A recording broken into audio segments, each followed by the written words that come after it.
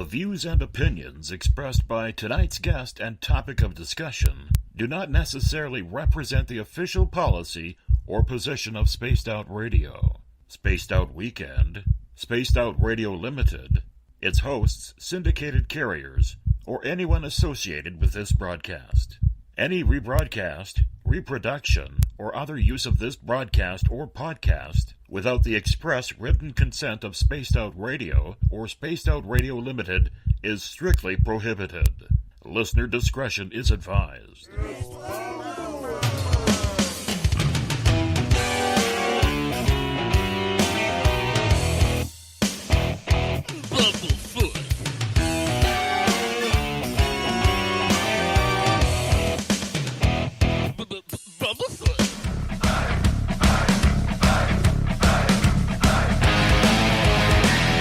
Are you experienced?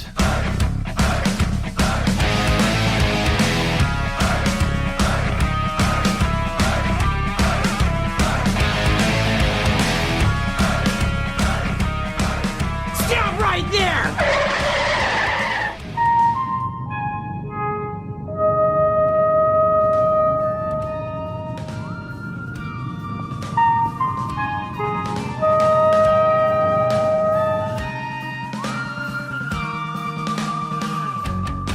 From high atop the mountains of British Columbia to you, listening around the world, this is Spaced Out Radio with host Dave Scott.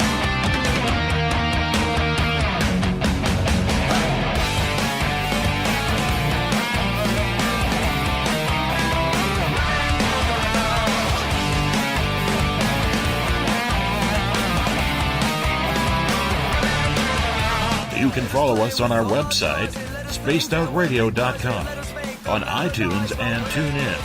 Follow Dave on Twitter at spacedoutradio.com, on Facebook at Spaced Out Radio Show, or on our YouTube channel, Spaced Out Radio Show. Game on! Game on! Game on!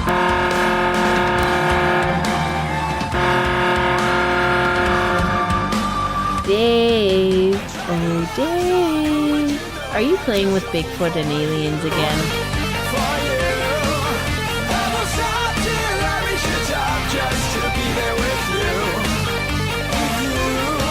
The password is... Alright. Okay, seriously, what's with the pointies? Buckle up, space travelers. It's time to go for a ride on Spaced Out Radio. Mr. Bumblefoot, Dave is ready for liftoff. Seriously, Dave? Really? Chloe. Bye-bye. Love you. Bye-bye. Captain, take your seat on my left. It's time for takeoff. 10, 9, 8, 7, 6, start, 2, 1, boost ignition, and liftoff. Just to be there with you. And I still trip over my feet. And my heart still skips a beat. I'm such a lucky guy, 'cause after all this time, it's like the deeper I go, the deeper I fall. The deeper I go, the deeper I fall. Good evening and welcome to Spaced Out Radio tonight. I am your host, Dave Scott. It's good to have you along for the ride wherever you are in this wonderful planet we call Earth. I want to say a little apology to all of you who were tuning in right off the bat. Literally had this big power surge that ripped through my house. It knocked everything off the air. So we are officially back. We've got the intro going, and now we are broadcasting live right here, right now, in Uncle Jimbo's cabin, right here at the Great White North on this Friday night, early Saturday morning if you are on the East Coast. Let's welcome in everyone listening in at spacedoutradio.com, on Spreaker, on the United Public Radio Network, Renegade Talk Radio, the High Plains Talk Radio Network, and on Revolution Radio. So we do this thing every single night of the week. rocking in and out of this show. Thanks to Mr. Ron Bumblefoot THAL, formerly of Guns N' Roses, currently of Art of Anarchy. Bumblefoot is the official music of Spaced Out Radio. You can follow me on Twitter at Spaced Out Radio. Give our Facebook page a like, Spaced Out Radio Show. Tune us in on TuneIn. Download this show and others on iTunes. Our website is spacedoutradio.com. Hey, if you want to take part in this show, do me a favor. We don't take phone calls, so you have to sign in for one of the chat rooms. And what you do is you go on Spreaker, you go on the UPRN chat room, you go on Revolution Radio, you go on Facebook, the SOR Space Travelers Club, or you go on to Twitter at hashtag Spaced Out Radio. We're going to get to your questions and comments in there as well. On our website, we have the SOR Space Travelers Club. It's $5 a month, and with that, your name gets put into monthly prize draws. You get access to private group interviews, access to a special posting section on our website just for you, and so much more. Hey, we want to give you a hell of a lot more than just access to our archives. While on our website, you can read up on my latest blog, check out Eric Markham's SOR Spacewire for your latest and weird news, and if you've had a sighting or an experience you cannot explain, fill out an SOR Sightlines report. Our researcher Mike Schmidt is waiting to get to work for you. We all want to welcome in right now Renegade Talk Radio and those listening in out of Las Vegas as we are live in Sin City. We want to thank everyone listening in on the United Public Radio Network, live on 107.7 FM in New Orleans and over 160 countries around the world. Good to have you with us. And of course, if you're listening in on Revolution Radio, it is the largest non-profit online radio station going today. Do me a favor, head on over to freedomslips.com and donate today. What do cryptids and moonshine have in common? Easy choice for us around here. That's cryptid investigator Doug Ward as he patrols the Deep South for everything unknown. Doug is an adventurer, cryptozoologist, treasure hunter, and he has some great hair as well.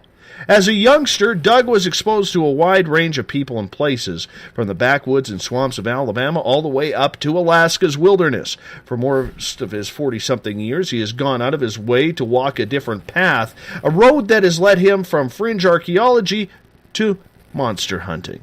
How fun is that? Doug has searched for lost cities, tracked werewolf sightings, hunted for Bigfoot, gold, you name it, he has done it. And that's why we bring him on to Space Out Radio once again for the first time in a long time. Doug, how you been doing, my friend? Dave, it's been fantastic, and it has been a while. You've come a long way. Thank you. We have been working very hard around here. I can tell. I can absolutely tell. And tonight, I am not by myself. No. We have another member of the Hell Hunters team on here as well. There's several of us. Really? Well, that's awesome. Yes, I'd like to introduce you to James. James, say hello. Hello, my name's James Moe. Hey, James, how you doing, man? I'm doing pretty good. How about you? Good. I need to know before we get started in everything here. The last time you were on, Doug, you absolutely rubbed it in my face that you had some homemade moonshine going on while you're doing the show. And are you sipping this moonshine once again? Because it may hurt my feelings. You know what? I'm going to have to figure out a way to ship you some up there because, of course, it's a Saturday night or Friday night down here, and we're relaxing a little bit. And it's a little later here than it is there. We're bumping 11, 13 or so. So, I've been into a little bit of it this evening, getting relaxed and get that mood going where feels like we're sitting around a campfire, having a conversation and talking philosophy and everything else that may come about as far as cryptozoology, paranormal, and the unknown. It is a lot of fun, isn't it, when you get to have a little bit of a fireside chat like we do around here and getting to know you and your experiences, our audience and their experiences. You still have fun after all this time going out into the wilderness and looking for these strange occurrences and experiences people are having? Well, the thing about it is, what we're doing is looking for answers. Now, the problem with looking for answers is, on the way to more answers, you find more questions. What do you think, Jay? I think it's awesome. That's the best part is digging deeper. Try to find the answer. So, yeah, it's always a good time. And there's always something fresh, too, because the more we look, the more things seem to fit together, and we think we've got something nailed down, and then boom, something else we didn't know comes up and hits us. Like here, researching the older stories here in the state of Alabama, we think we've hit the bottom of every one of the old tales. Then all of a sudden, we'll talk to somebody, they'll toss out something we've never heard, like up in Winston County, some of the early sightings there. It's always exciting, and it's always good to hear the history of it. And when you're out in the field, sometimes it can be just adrenaline thrilled. It's like a roller coaster sometimes when you hear or see something and you're going after it and something sets off one of the alarms or the traps, or you find a print or you find a trail, and it gets your heart pounding. It's like nothing I've really experienced except for maybe, a high-speed run on a motorcycle or something along those lines. That's the best part. Well, I think you found it. There's another clue. I fully agree with you guys. And you know what? I got to tell you something. Earlier, or late last year, just a few months ago, I was down speaking at the Forest Moon Paranormal Paracon in Washington State when my researcher up here, where I am, Mike Schmidt, started calling me all in a happy panic. And he's an outdoorsman, very avid. He likes his hunting, and he hunts for food. And he literally calls me up, and he's like, "You're not going to believe this." And I said, "What?" He goes, "Check your phone." And it's kind of a funny story, because here he was driving on an old logging road, driving around, trying to find a place that would be good for a hunt for the day, because he liked hunting rabbits. Feels the urge that he has to get out of his vehicle to go to the bathroom. So he stops, gets ready to do his thing, and, as a man, you kind of just look around, your eyes start to meander, and he looks down right beside his foot, and right on the side of the logging road, there is a 17-inch by 8-inch footprint. Just one. Wow. And it's just sitting there. And he's like, holy cow, this is huge. So our dollar, we call a loonie up here because we have a dollar coin. He puts the loonie in the middle for a reference point because that's all he had in his pocket besides a shotgun shell. And a loonie's about an inch long. And you could see the definition. And Mike's a big guy. He's about 5'11", about 265, very stocky, muscular guy. And he's very heavy on his feet. And he started jumping up and down to try and make the print because he wants to be skeptical about this, And he's jumping up and down to try and get his boots to leave a print in the hard-packed dirt, and it wouldn't do it. He could not get a print in there. He's looking like it's a major weight. Yeah. Do there. Yeah. Absolutely. Yeah, I like what you just pointed out, and I'd like to offer that up to listeners, too, because we get a lot of people that will hit us up with a print or something, and there's nothing for size reference. We got a picture one time, and it came from an incident in Calera that's near where there's been a lot of animal mutilations and other things, where someone brought a picture of a paw to us that had been ripped off, and it was identifiable to us after we looked at it for a little while, but we posted this thing on the internet just to see what happened. This was a year or so ago. It went all over with all kinds of guesses as to what it was, but because of nothing for perspective, there's some leaves by it, but you couldn't really tell the size.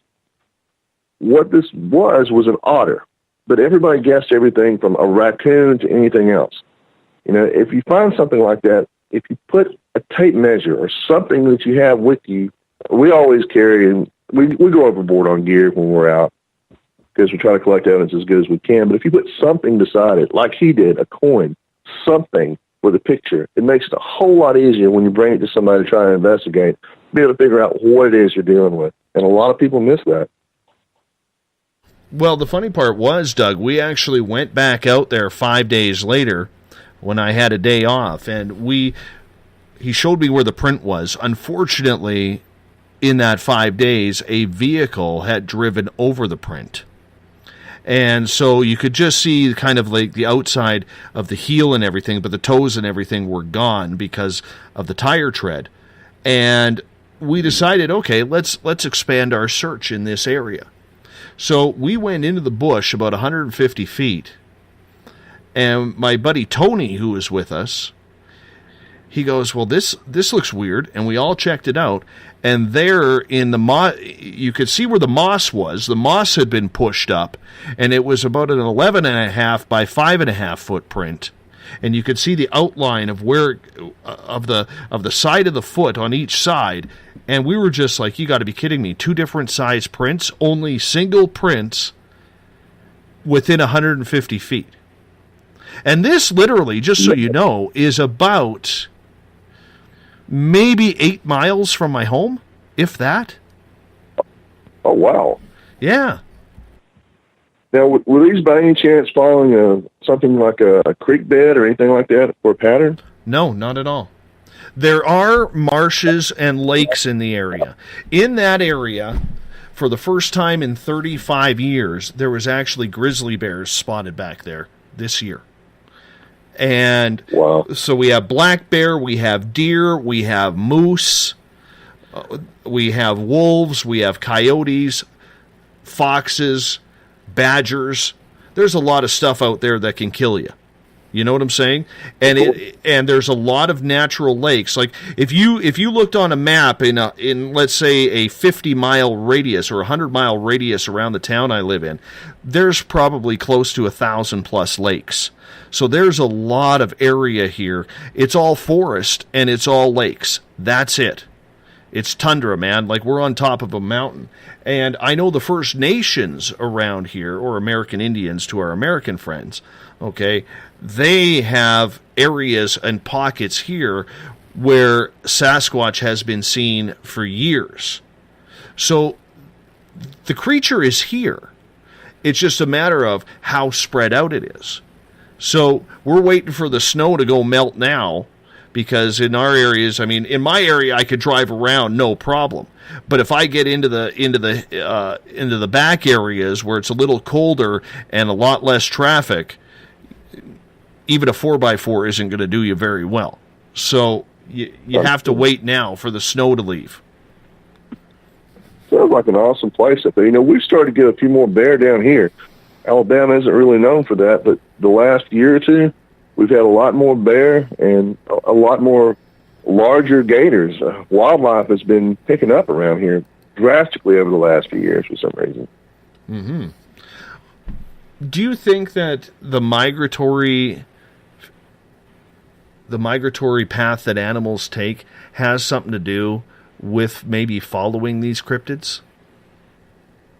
Absolutely. We actually have developed what we consider to be a migration pattern from South Alabama down in the swampland down through there up to Tennessee. It's mostly following along the Alabama River, some up to Tom Bigby, and a couple of the smaller creeks and streams through here have definite patterns. You can actually point out on a map some of the sightings, and if you look closely, you'll see an obvious pattern following the streams and the rivers through here. Mm-hmm. Things that used to go from Virginia and Tennessee are all the way down in Alabama, Georgia, and Florida. And things that very rarely migrated out of Florida are all the way up into Alabama and Georgia, and sometimes all the way up to Tennessee. Yeah, I like to think that the rivers, the way they are here at least, a lot of that is not as trafficked. And you have areas along the river where something could conceivably hide and travel without being interrupted, and plentiful food and water nearby. So it's a perfect migration path. Mm-hmm.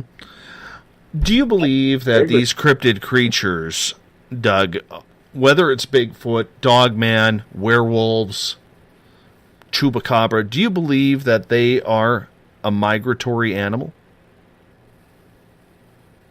It would be hard to generalize that with everything because the species appear to be so different. I think a lot of what we're dealing with is say, for instance, what we consider to be a lougarou, you know, your dogman, your southern skunk ape. From what we've seen is definitely migratory.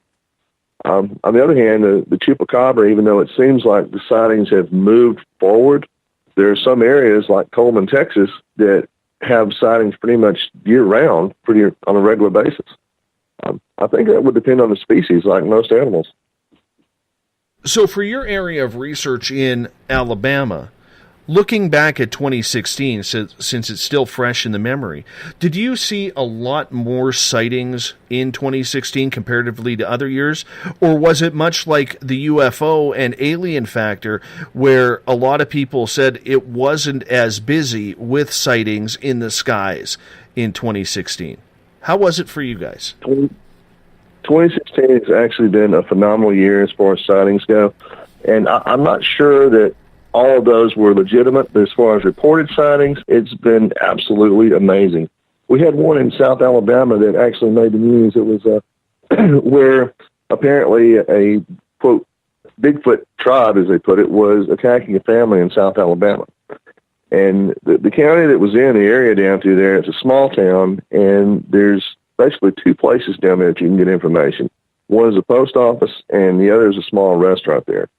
And as soon as I heard about it, that was close enough, I was able to reach out and make some phone calls and see if anybody had any real knowledge of it. And nobody in the town had heard of it, but that one went wild on the net.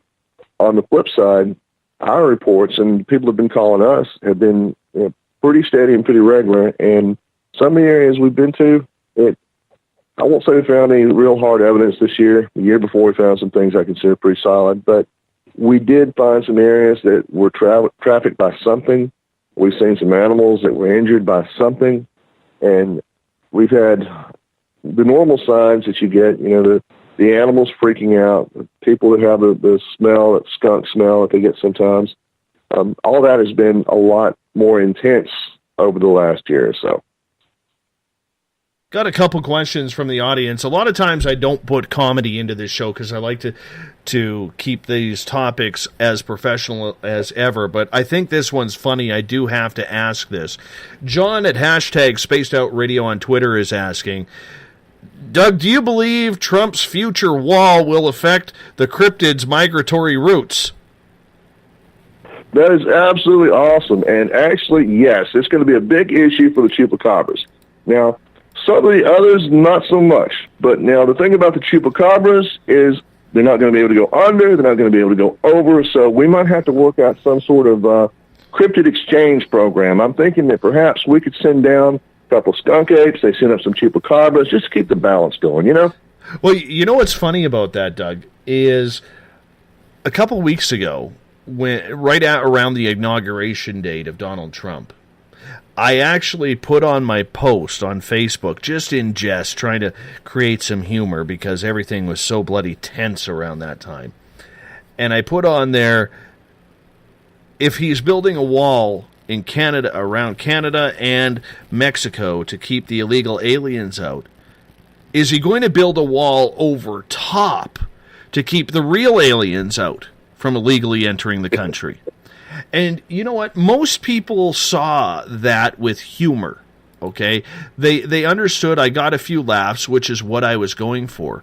But by goodness, man, you wouldn't believe some of the shots I took over that post.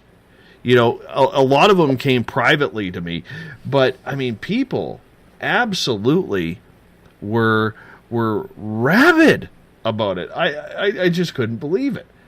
But nonetheless, let's get to another question. You were saying? I was just saying it's gotten crazy these days. Politics has seemed to have whipped people up really hard and heavy. And hopefully we'll get back to normal sometime soon. But for right now, everybody's all up in arms on both sides of the political spectrum. Absolutely. Let's get to some more questions from our audience because we love getting our audience involved in this show. Eric is asking, Doug, do you think that these cryptids like Bigfoot, Dogman, etc., are in the Wheeler National Wildlife Refuge on the Tennessee-Alabama border? Absolutely. Yeah, I have absolutely no question about that.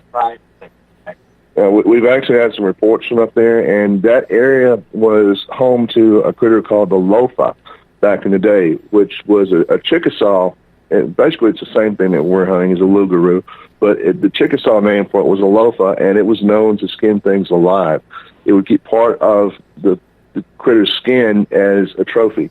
And that's one thing that we've looked at when we've been doing some of our investigations, is finding different areas where dogs have been mysteriously skinned alive. And there's a lot more to that I really don't want to get into because it's kind of graphic. But those sightings in areas where we've had sightings by a creature, and then you've had instances of dogs skinned alive, and animals skinned alive, are part of how we track some of this stuff. But yeah, that area is home to the lofa, and has been for hundreds of years in legend. So describe the lofa for us, for people who may not be familiar with this critter. This thing is normally about the size of a man, frequently described as having white fur.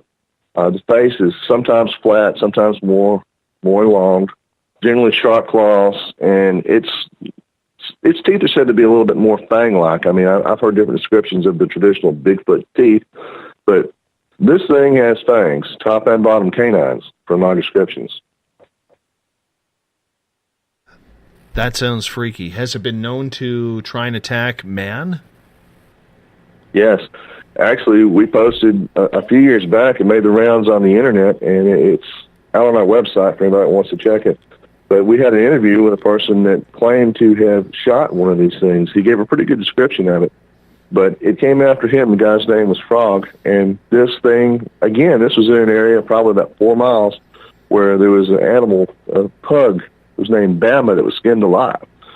But the pug itself, when that incident happened, the police came up and they offered a $2,000 reward for information because the vet said that there's no way this was done by anything other than a razor because the cuts were so precise. Well, they sent the carcass off for a necropsy down in Florida at one of the universities down there, and they actually were able to see the canines when they looked at it a little bit closer and tell it was an animal that did this. We actually have the pictures and the x-rays of this and interviews with the vets, and it's disturbing to say the least. But this happened only a few miles from where Frog claimed to have shot this thing that was coming after him, and he shot it with a .300 Weatherby Magnum. The thing got up and ran off. That brings up a very good point. There are a lot of people, and we see it for television ratings now. We have this show, Hunting Bigfoot or Killing Bigfoot or whatever the hell its name is.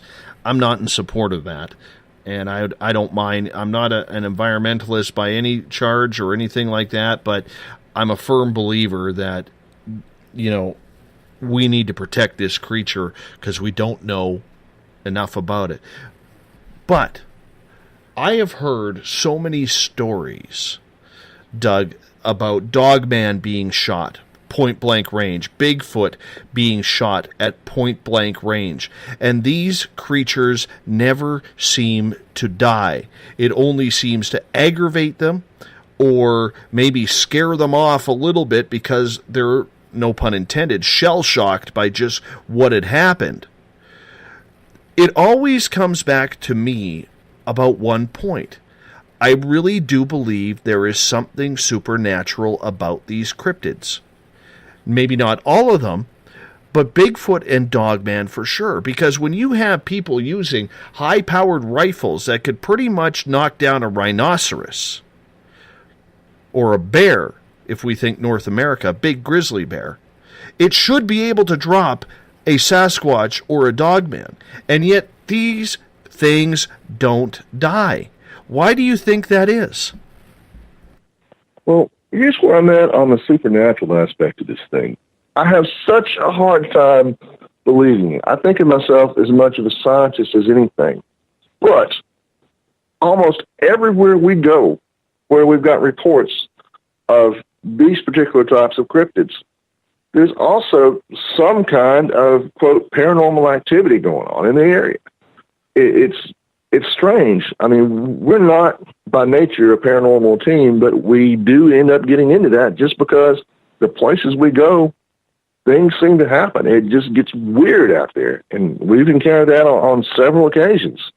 As far as whether they're supernatural or not, I have a hard time really, really thinking that's the case. But I'll say this. The places that they're at, a lot of weird stuff besides the cryptids tend to happen.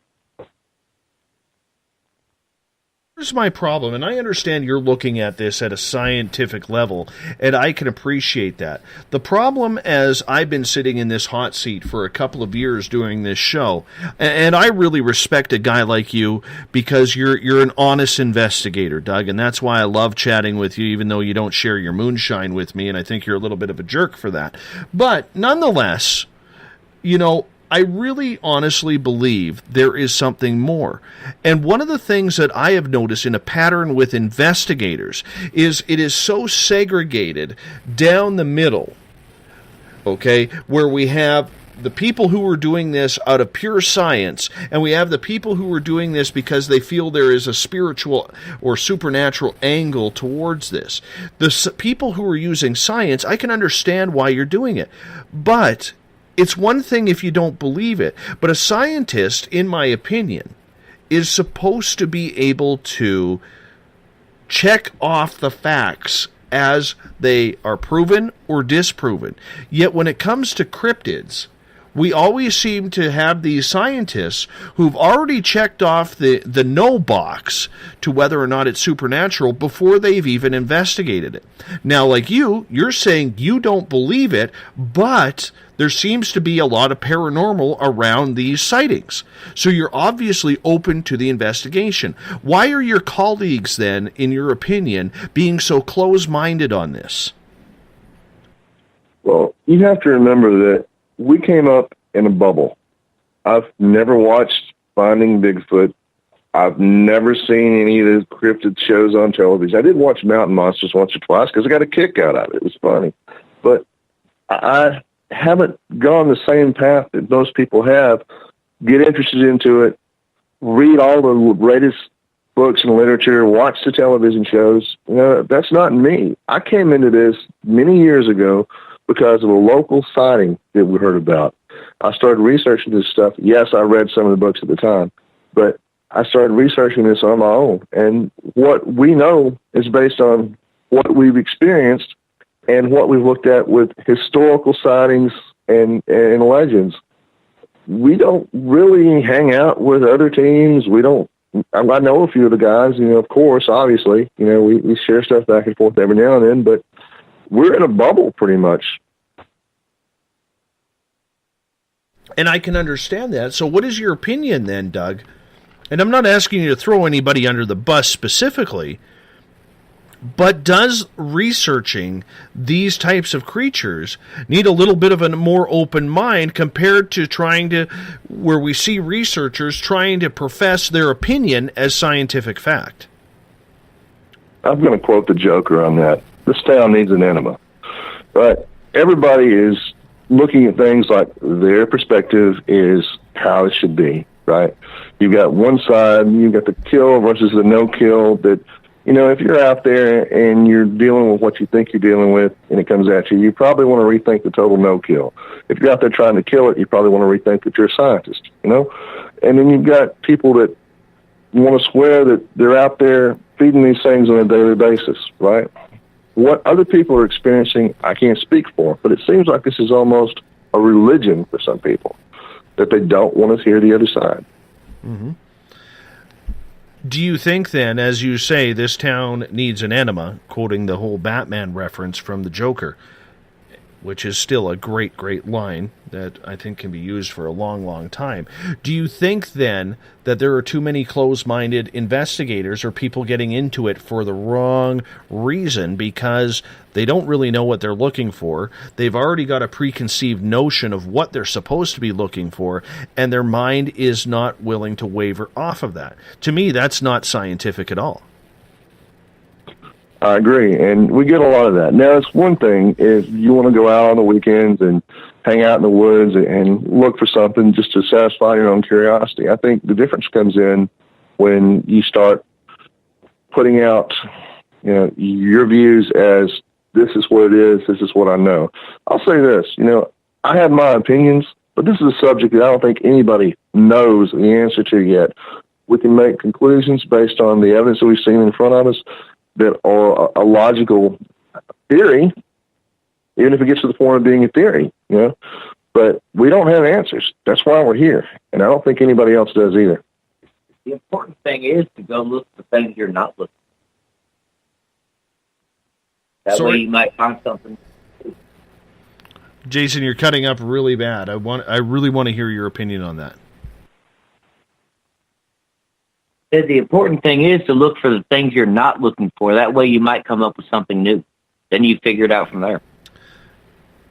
So what you're saying, James, then, is we should probably, as an investigator, go into a site pretty innocent and not being so speculative.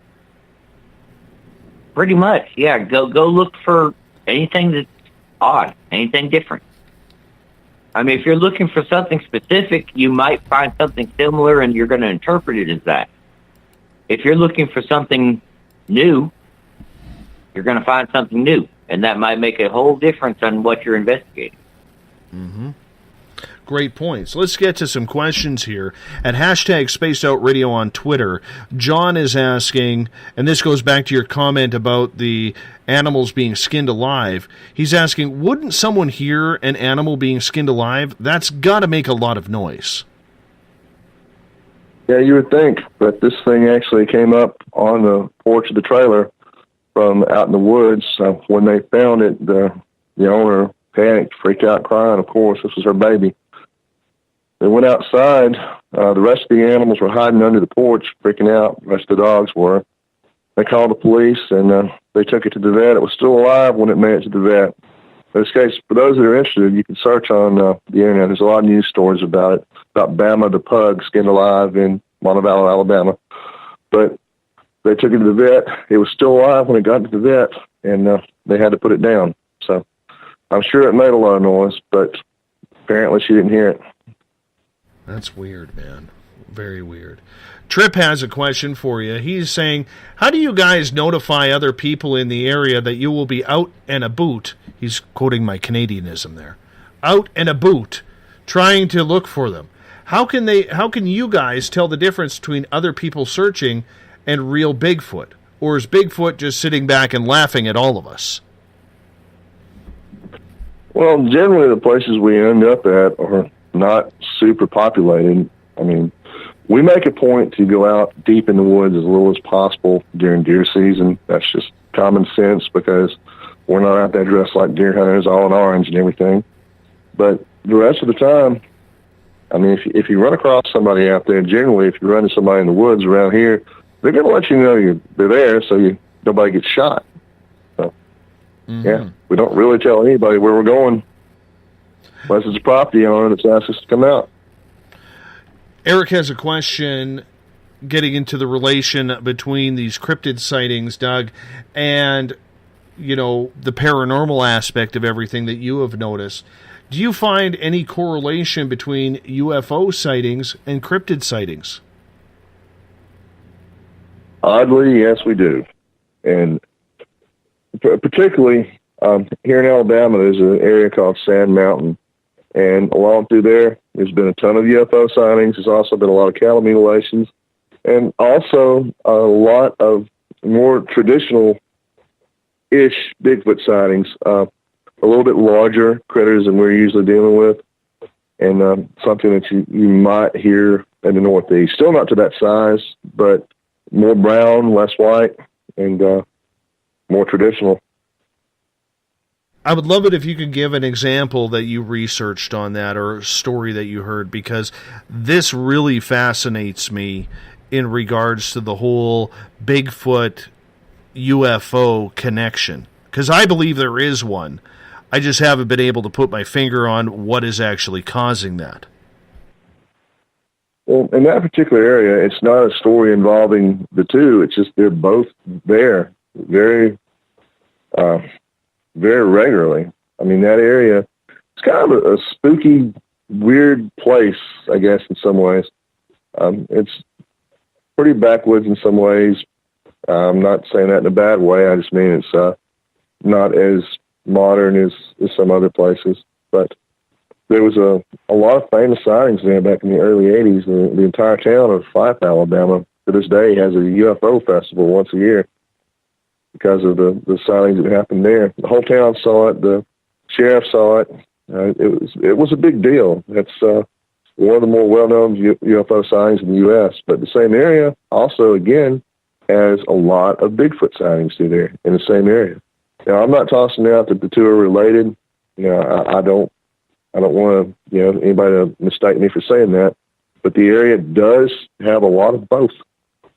Also has cattle mutilations or used to have cattle mutilations pretty regular. Still a lot of weird things that go on up that way. We're going to continue. Sylacauga. Go ahead.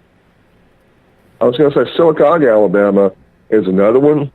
It actually has had a whole lot of meteors land over there. There's one area nearby that was a huge meteor crater, prehistoric times. And the area around the meteor crater has had a lot of cryptid sightings through there as well. No kidding. That's interesting. That's very interesting. Another question here from Trip. He is asking, as many as the stories of shooting Dogman or Bigfoot, there would be at least one taxidermist that could have taken a pic of their work. Do you believe that anybody has actually hauled in a body? I seriously doubt it. To me, it's going to be rare to find somebody that was ready for that and who actually shot and killed a cryptid, who knew what it was and wasn't scared out of their wits to get the hell out of there.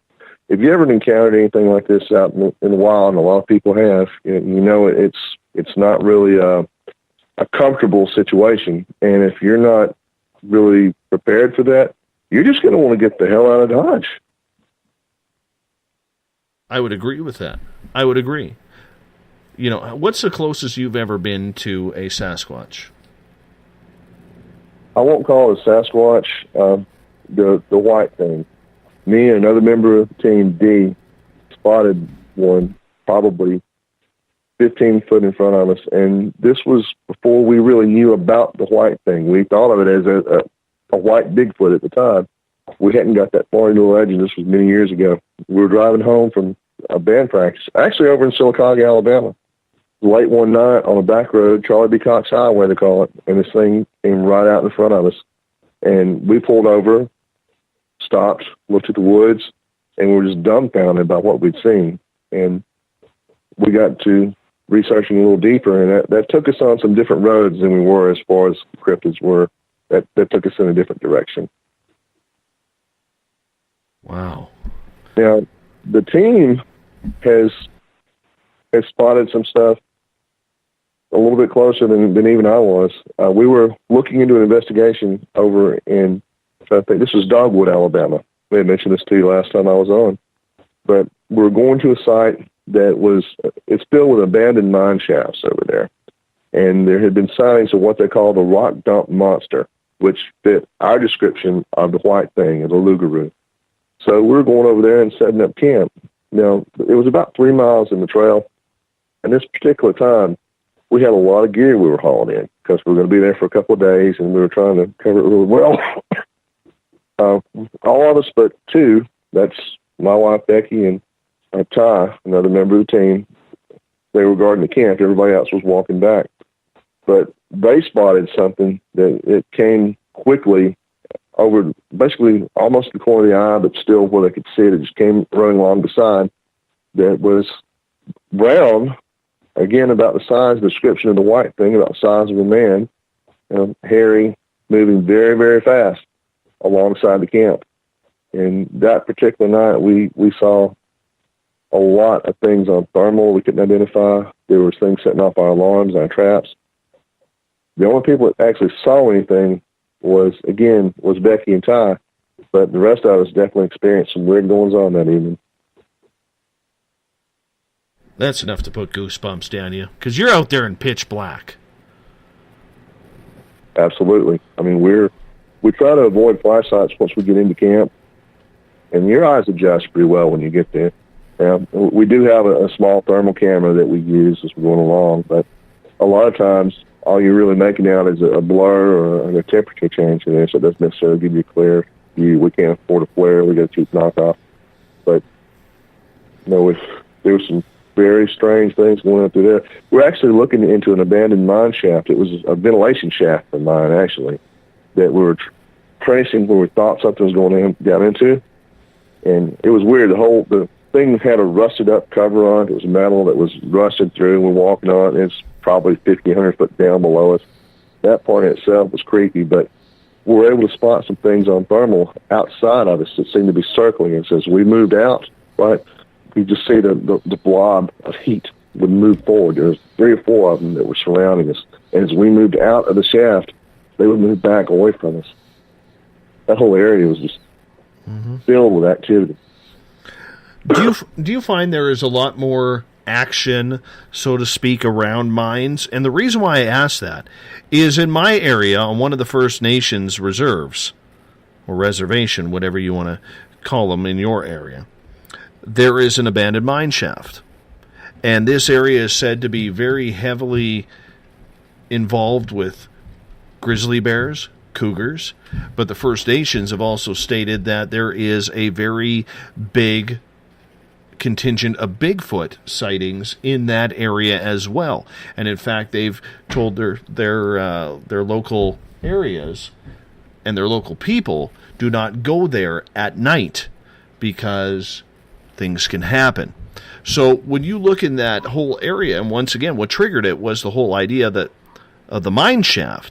Do you think that maybe Bigfoot uses mine shafts to kind of stay in the dark hiding? What we're seeing in pattern is largely mines, caves, and swamps. And there's a lot of abandoned mines here in Alabama, and we have a lot of caves. It really makes sense. That's easy housing. I mean, they can use that mine and treat it like a cave and make a home in there, and it's abandoned, so nobody ever goes in there. They're safe there. There's actually a town here used to be a town called Jumbo, that back in the day, something happened to it. Nobody can really figure out. Nobody knows the story. Some sort of disease swept through it. But there's a few sets of caves down through there that we've had a lot of sightings come from that area as well. We actually explored that one time, and another member of our team, D, was inappropriately molested by a bat. That's not very refreshing, especially if the bat didn't at least hit on the person. Yeah, the bat just came out of nowhere. Really liked the space a lot, apparently, and gave him a lot of attention. It was hilarious. I can see where that would be funny. Eric has a question here. He is asking, have you ever heard of any Sasquatch sightings in the land between the lakes area?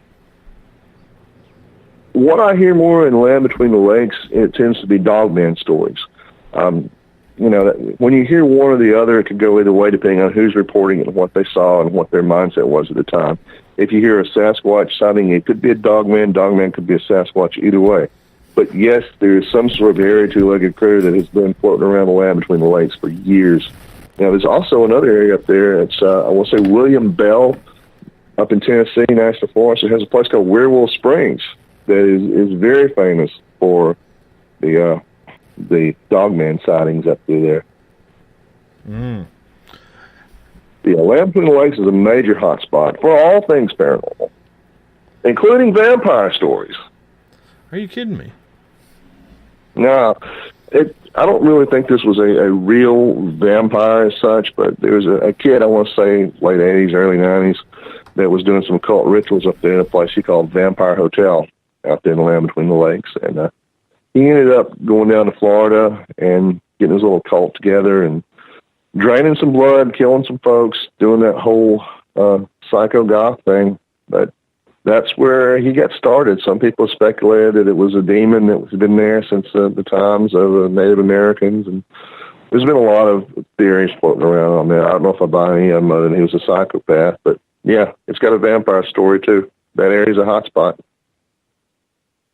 When you were out in the wilderness and you were mentioning that you have a lights-out policy when you're investigating, how are you seeing, number one? Are you using night vision?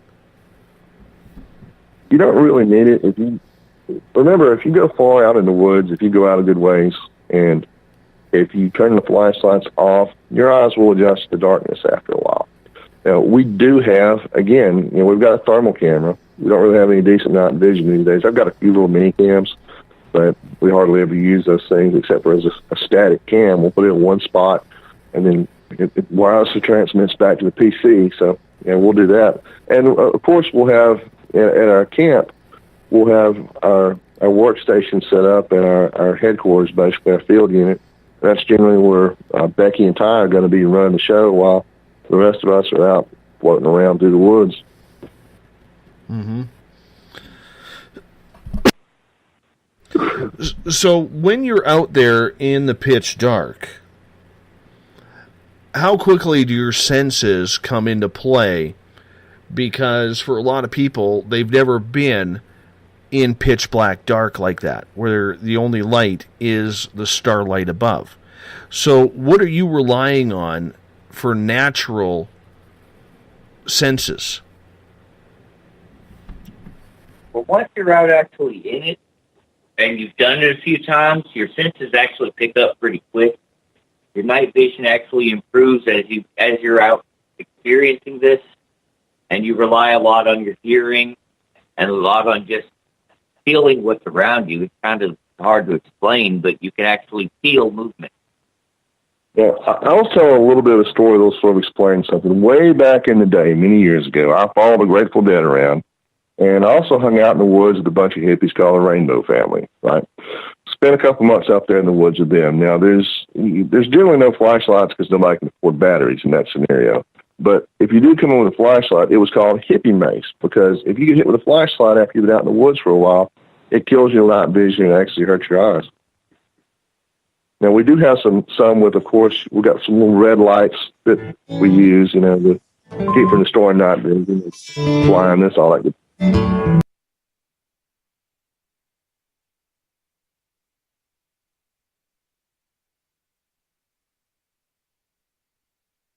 On that note, we are going to head out for our first break of the night. Doug Ward and his compatriot James are with us on Spaced Out Radio. Hour number 2 of Cryptid Talk is coming up right after this.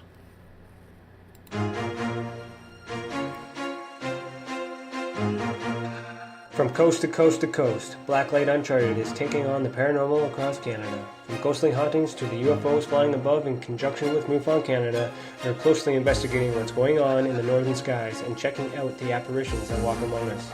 Check out our videos right here at spacedoutradio.com. We want to know your thoughts, we want to hear your experiences, and we want you to share your stories. The answers are out there, and we intend to find them. Would you like to become one of our space travelers?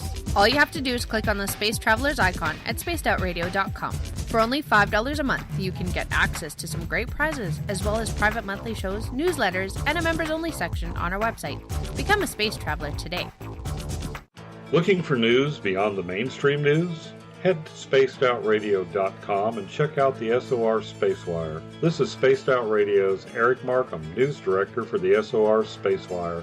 Daily, I will bring you intriguing stories and outlandish reports from what's going on around the world.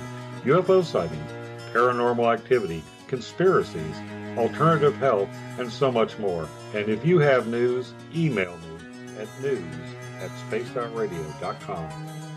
Have you had an experience you can't explain? Had a run-in with ghosts, maybe Bigfoot, or seen lights in the sky? Hi, I'm Mike Schmidt from the SOR Sightlines. I'm here to investigate your sighting. Head to spacedoutradio.com and fill out a report on the Sightlines. All your information is 100% confidential, and I will help you figure out what you've been seeing. File your report, and let's find out the answers together. Visit purpleplates.com today. For over 40 years, the Purple Energy Plates have been delivering amazing results for their many customers. Inspired by the great genius Nikola Tesla, the harmony, healing, and energetic effects of the plates have proven over and over to be beneficial and often miraculous to thousands of customers. With their money-back guarantee and the many benefits, how can you afford not to get one? Check their site for daily specials and choose from their many energy products. You won't be sorry. Visit them today at purpleplates.com for mind, body, and spirit, and expect a miracle.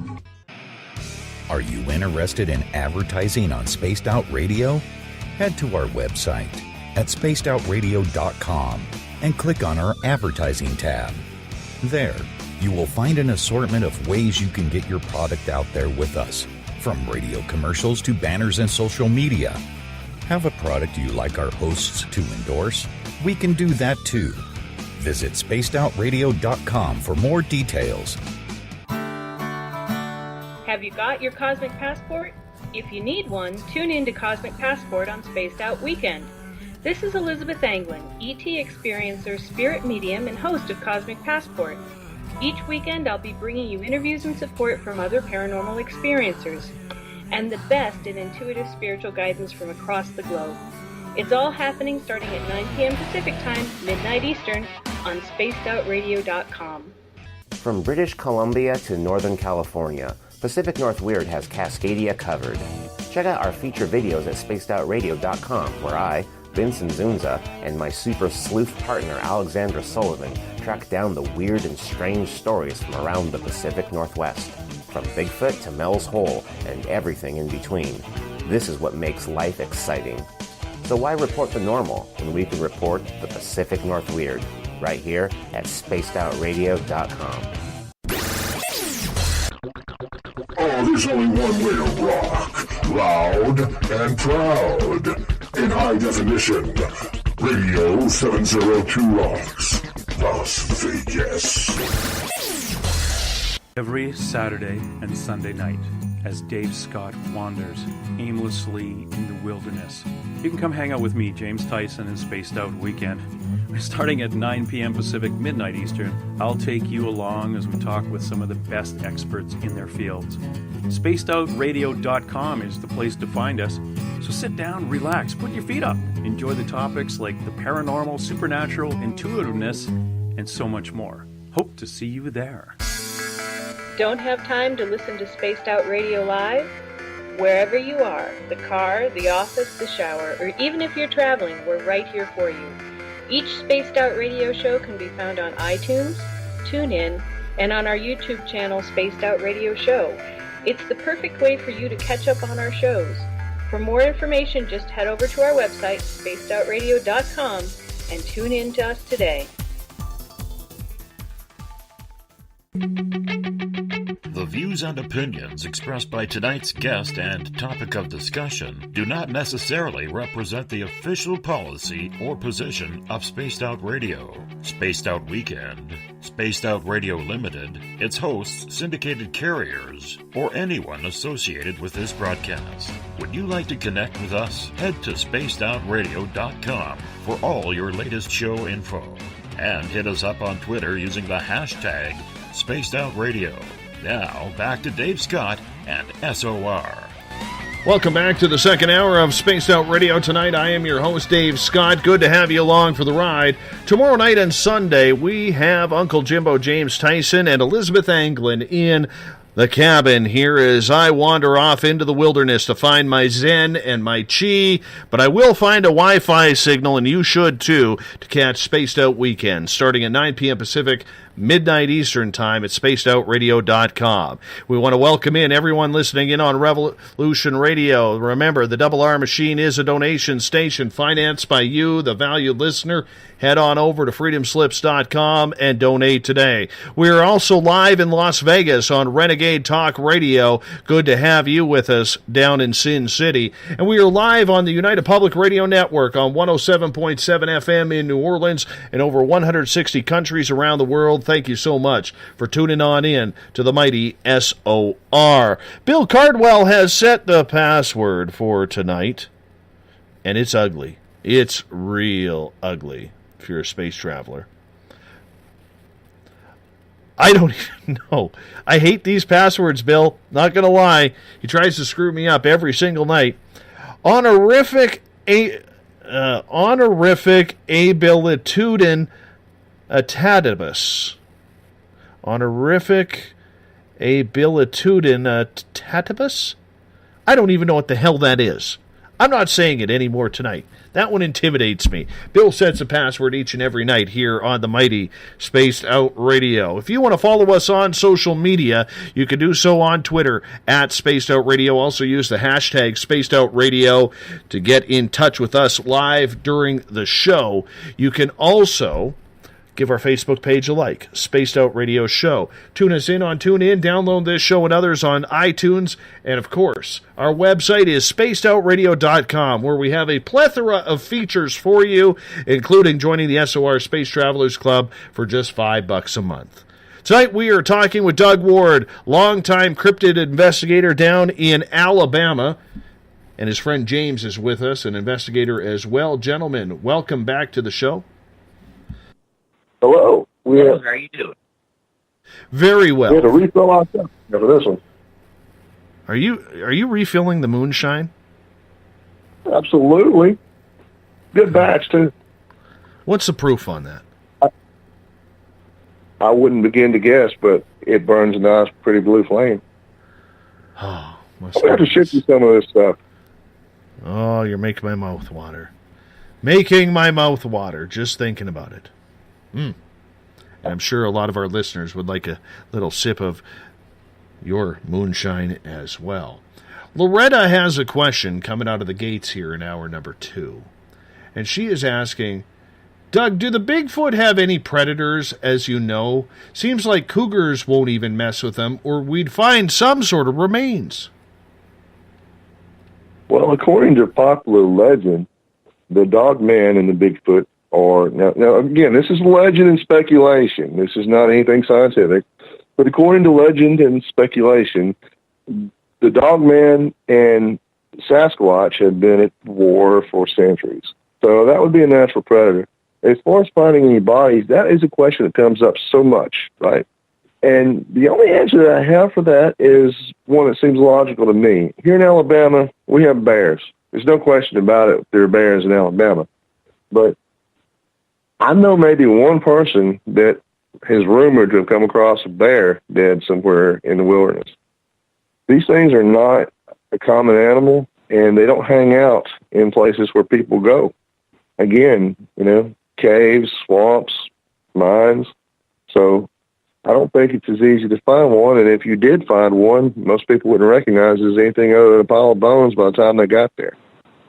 So I think that might be part of why it's rare to find bodies. And there's also the rumor that they are tribal and that they carry away their dead. So who knows? We'll know when we actually have some real evidence what it is. Until then, it's just speculation. Get to a couple more questions here, and then I want to ask you about some of these cattle mutilations that you were talking about. Trip is asking, with as much government property there is in that area where you investigate, what is the strangest sighting and scariest sound you can remember? The strangest sighting and scariest sound. One of the scariest sounds that you're going to hear out in the woods sounds like a woman screaming. And a lot of the legends behind it, they used to call it the Panther Woman around here. That was a story, Panther Woman, down behind the creek.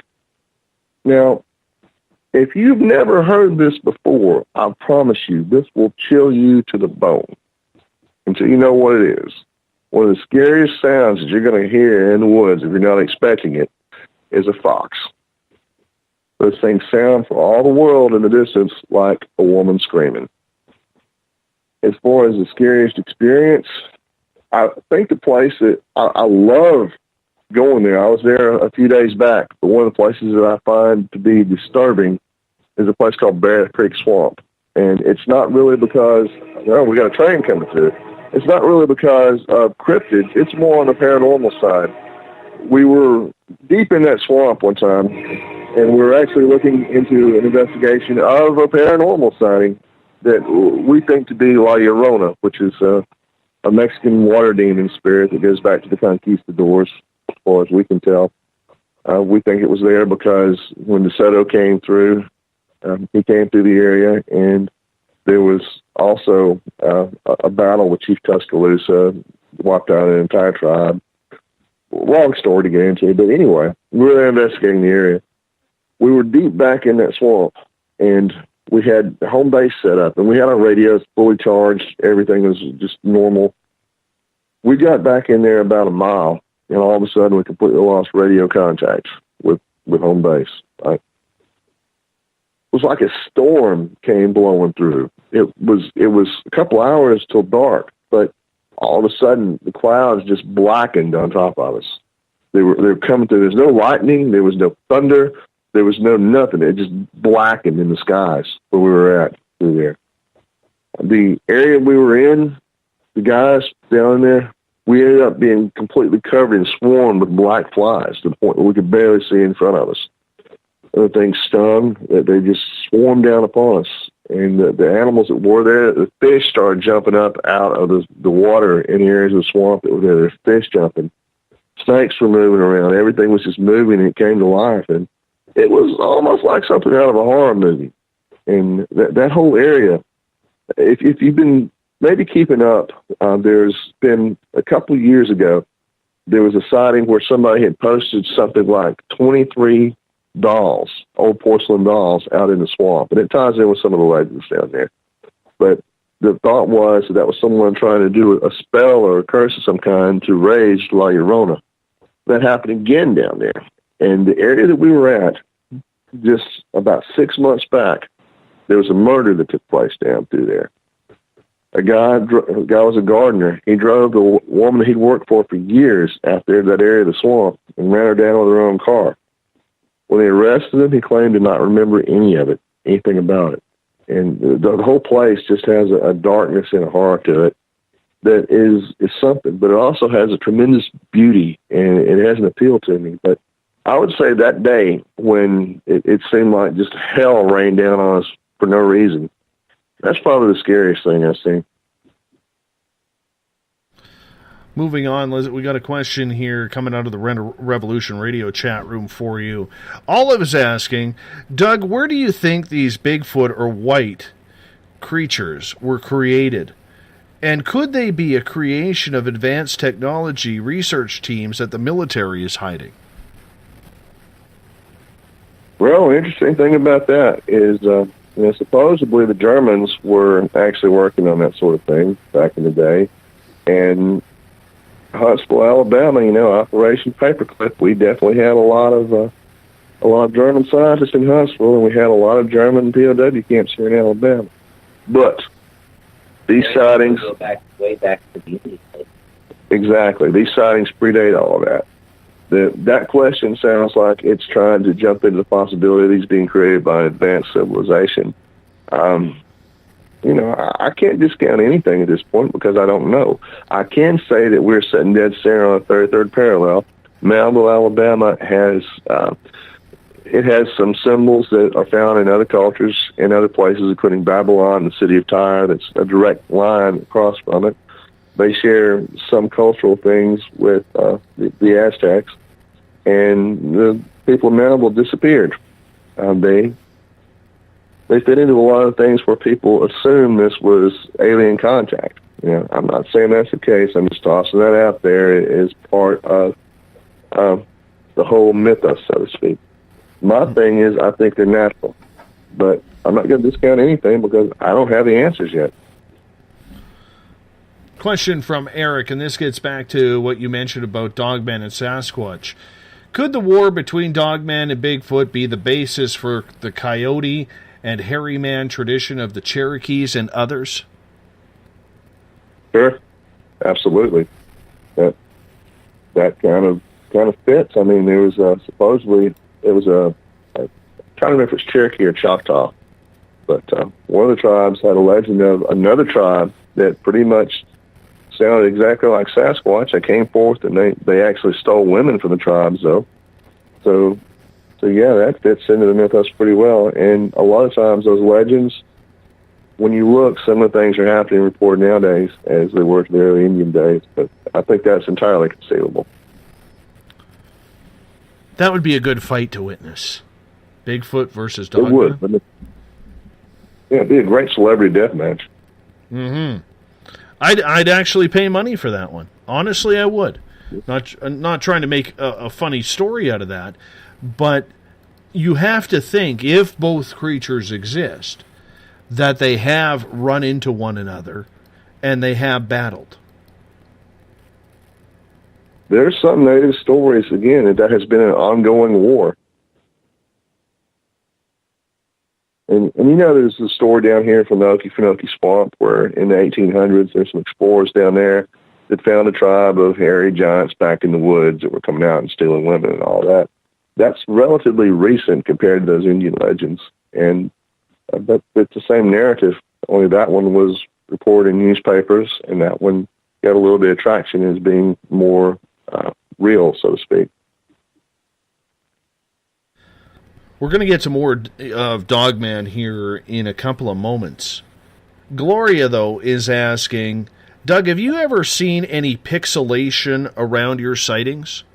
And I have a feeling I know why she is asking that.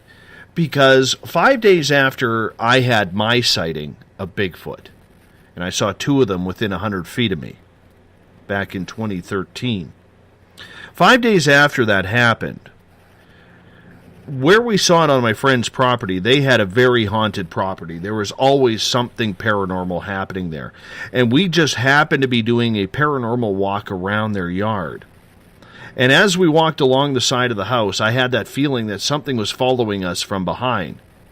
And so did one of the other persons in the group. And I turned around and looked, and you know, diagonally from the back corner of their house, there was this old cherry tree that stood probably 30 feet high.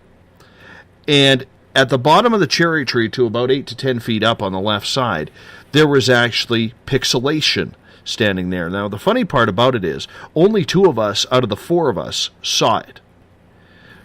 The other 2 who didn't brushed it off. They continued walking towards the front of the house. We continued on with them. And when we got to the front of the house, that's when we heard the roar of this creature from behind us, and that gave us chills up and down the spine. So I have a feeling that's why Gloria is asking the pixelation question. You know, I haven't personally noticed that in anything that we've seen or had any reports of it, but that would point toward the higher technology dimensional theory that some people have, if that were a common occurrence. The reason why... James, yeah. I'm thinking on that is more of a supernatural thing. That some people are just more attuned to that, and some people just wouldn't see anything, but people more attuned to the supernatural would see that something's not right. And it might appear as pixelation or a blur or something like that. Mm-hmm. I can understand that, but up here, a lot of the First Nations cultures believe that Bigfoot is either an interdimensional being or a shape-shifting being. That would also fit the same narrative, because some people can see it and some people would just be, they wouldn't see it at all because it just shape-shifts into a blur in the background. But people more attuned to it would end up seeing that something's not right. It might be like pixelation or a blur or something like that. Now, something that we kicked around when we were looking at the dogwood sign, because we don't rule anything out, there was a mining disaster there back in the early 1900s where about 40 people were trapped underground. Now, the Wendigo legends of someone committing cannibalism and then being affected by a demon, and that demon coming forth as a beast, so to speak, we looked at that, right? But from everything, not saying we believe in such, but we don't rule anything out. But that seemed to be more like the real Wendigo stories were more like a zombie type than it was like you see in the movies, where it looks more like a hairy cryptid. Mm-hmm. Very interesting. Cattle mutilations. Do you get a lot of them in your area? And what is your perception of what they are? Recently, we have not. Between the late 80s and the early 90s, there was a spell, and there was a spell in the early 80s where there were a lot of them. We had here nearby a series of deer mutilation not long ago that no one could figure out. Animals, as far as what we seem to run across, is more dogs that seems to be more skinned alive than just the traditional mutilation.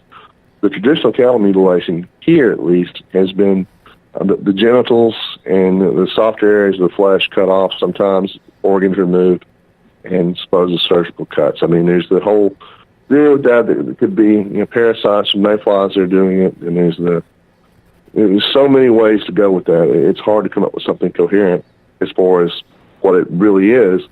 But, those tend to happen in the areas that have a lot of cryptid sightings, particularly down here with the Lugaroo or the Whitebang. Mm-hmm. When you look at these cattle mutilations or these deer mutilations that you have studied, a lot of people tend to believe that that has something to do with UFO or alien type of contact.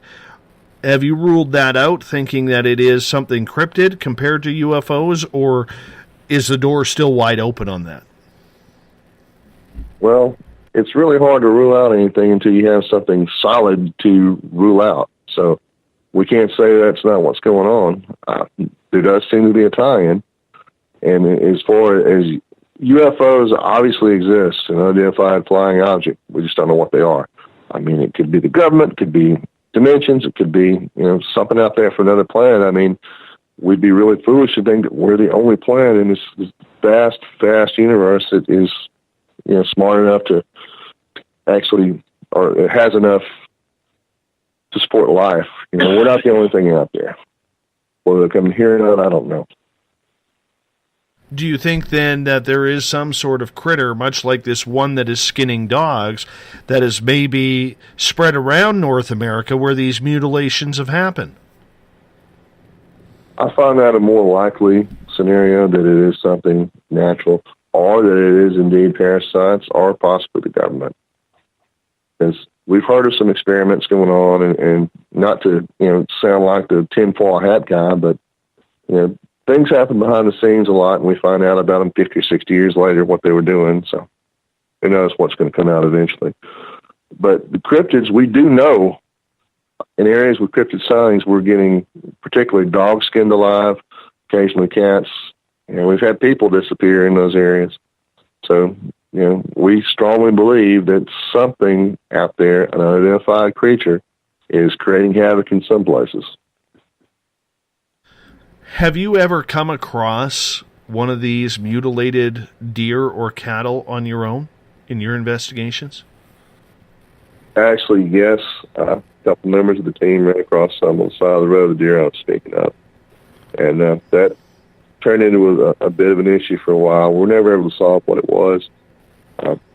Never really able to find out what happened, but it was pretty gruesome. It obviously wasn't a hunter, because I have a hard time feeling around here that somebody would just randomly kill a deer and cut out bits and pieces of it, including anything that was evidence that had been shot, and take off with it without taking the meat or a trophy head or something. There was too many of them at one spot for it to really be animals, unless it was a pack or something, and we don't really have that a lot down here. So it was something powerful, whatever it was, and fast. So when you come across this, you said it caused a few issues. Do you mind discussing that? Well, to begin with, we again thought, maybe it was somebody that was responsible for it. And this one wasn't my baby. This was somebody else's, so I can't get you a whole tremendous amount of info on this one. I've got the file somewhere. James, you were part of that, were you not? Oh, was that just Ty? That was just Ty. Yeah, but we looked into this possibly being somebody that was poaching. That wasn't the case. We got the police involved at one point in time, and the landowner ended up pretty much pissed off about what was going on out there, and it was just a lot of behind-the-scenes stuff that was just not great. And again, that one wasn't my baby. That was one of the team members that came across that. Mm-hmm. So when they saw this, could we consider it, and I'm assuming this is an easy question, but could it be very traumatic to come across something like that, or is it just disgusting? Most of the guys here, if you've seen our pictures, we look pretty rough and tumble, but all of us are animal lovers. But tonight, I've got a pet pig that's been sick all day long, and it's been traumatic. We love and care for animals that are out there, and it's always going to be traumatic to run across a creature that's been harmed or damaged in such a way. I mean, it's one thing if you're hunting and you're killing something for food, or to run across something where somebody had killed an animal and, you know, taking the meat. You know, that's one thing. But senseless slaughter is another. You don't think it was man-made? No, I don't. Interesting. You mentioned earlier when you were going out in the dark into the forests that you would do everything with lights out. A lot of people who have investigated cryptids put up trail cams. And it seems like they can catch every creature, from foxes to wolves to bears to deer to cougars. Yet when it comes to Sasquatch, Dogman, or anything supernatural, the camera either has its battery drained, it blacks out, or it takes these weird pictures of orbs that just happen to be in a few frames. Have you ever had your trail cams backfire in situations like that? We're over here laughing at that. Back to the dogwood investigation, when we went out there, right, we had packs and packs and packs of batteries for our regular cameras. At the time, what we were using, the regular cameras, right, we're using your standard, just regular batteries, like AAA or whatever. And then we had some USB-powered stuff, and then we had tons of cameras, right? The only camera that didn't drain almost immediately out there was our infrared. And everything else it went out quickly. And as far as orbs, we picked up some cold spots out through there that just shouldn't have been there. I mean, I want to say this was summertime when it happened. The temperature was like 80-something degrees, and we were picking up spots that were 50, that there was nothing there. You know, orbs, round, on thermal, 50 degrees out through there. But yeah, we've discovered a lot of that going on. Anytime we got down to that one area down through there, it seemed like whatever we had drained. I think we made 3 trips out there preliminary to take a look around, and we were barely able to get any footage.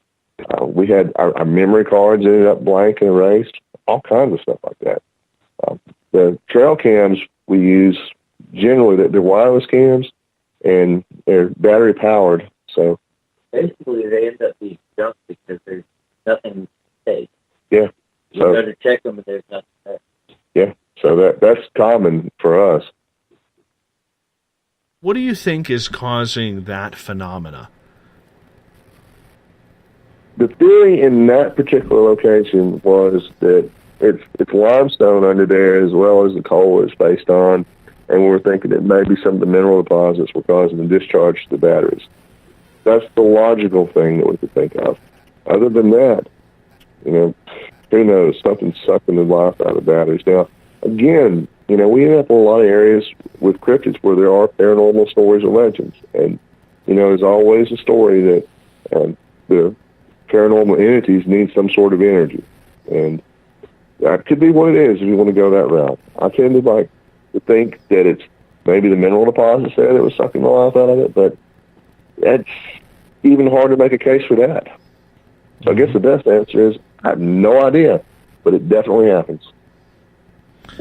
Question coming from John at #SpaceOutRadio on Twitter. Have your trail cams ever captured an animal reacting to a possible cryptid that's off camera? Things reacting to something, but nothing to the extreme where it looked terrified like we would think it would be with a cryptid. But, again, you know, if the cryptids live out there, the animals live out there, unless it's, you know, something that's actually hunting them actively on a regular basis, they're probably not going to freak out too much, you know. We're the outsiders out there, not the cryptids. Mm-hmm. I have heard of stories, and one of the investigators that has been on this show a few times, a gentleman by the name of Mike Johnson, who has a Bigfoot investigation team in Colorado, and he goes to certain places where he feels, you know, he takes things very scientifically like you do, but he feels that he has actually built some sort of relationship with them in the field of study, to the point where, example, they seem to recognize the sound of his truck. They seem to be able to distinguish new people who he brings along from the investigation from old people. They've actually been in tents where in the middle of the night, people sleeping in the tents have been touched through the canvas by giant hands. And the one thing that he's noticed about trail cams, he says, Bigfoot, for some reason, maybe can pick on the smell of oil or something, or maybe their hearing is so acute, they're hearing pictures being taken, even though it's very quiet to the human ear. And he has found that he doesn't even bring out his trail cams anymore, because literally when he sets them up, they'll be laying on the ground somewhere else right near where he put them. Have you ever had that happen where it's almost like the Sasquatch are saying, yeah, you can't fool me with this one? Not so much for the trail cams, but we also use different sort of trip lines and different things. Sometimes they're laser lines, long things to alarms, basically, trail alarms. And we've discovered on more than one occasion that it seems like something is playing with us when it's out there. They'll set off the alarms on one side, it'll be the other. Maybe it's a coincidence. Maybe it's a fox or something running through there, a wild boar, whatever. But it seems like, from our perspective, it really seems like there's something intelligent out there that's setting off the alarms one by one in circle around the camp that we have on a regular basis. Now, remember, too, that what we're dealing with down here is different than the general sightings in Colorado or in the Northwest. Out there, what they tend to describe tends to be a little more friendly than what we have down here. I think it's a different creature. Eyes are generally smaller, the prints are not so large, and down here, the sightings are more aggressive, so to speak.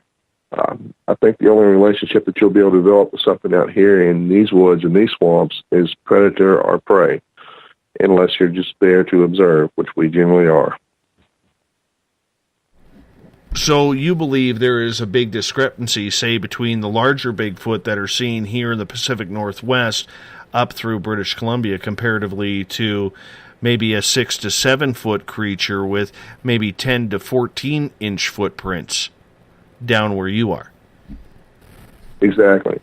And the behavioral patterns seem different from what I can tell. I don't hear a lot of stories of attacks up that way. And that's where you generally hear the stories about somebody going out and gifting, or someone, again, having a family that lives on their land that they know is there, and they're able to develop a relationship from. That's where you hear those stories. Down here, that's not so much what you hear. Down here, everything seems to lean towards something much more aggressive and much darker. I think they may be related, but I don't think they're the same thing. Mm-hmm.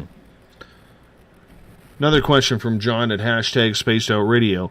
Do you use any tactics to try and hide your own scent from these cryptids? Yes, of course. We go in like we're going out hunting for deer. We've got some spray that we use. And actually, my wife made fun of me the first few times I tried that. Actually, somewhere it's on video of her singing Staying Alive or some crap while I was trying to spray myself down. But, yeah, we mask our scent just like you would if you're going out hunting for deer. We figure if you're going to mask deer hunting, that you should really do the same thing if you're going out looking for something that's a little bit smarter and a little bit meaner. Are the cryptids down there more aggressive? And the reason why I ask that is Bigfoot up here has been known, except maybe around First Nations areas, to be a lot more passive, doesn't like to be seen, doesn't like to get overly aggressive, may throw rocks from a hidden area to kind of give you the hint to get the hell out. Do you find that as well down there, or are the creatures down there having a little bit more attitude, shall we say? I kind of look at it like this. Up in the Pacific Northwest, areas like Washington, You got these big, hairy, hippie creatures rolling around through the woods. They're all friendly and nice, just want to be left alone. Down here, you got a bunch of redneck critters that got a bad attitude and, want to be left alone, but they'll start a little more trouble. And that's my attempted humor, by the way.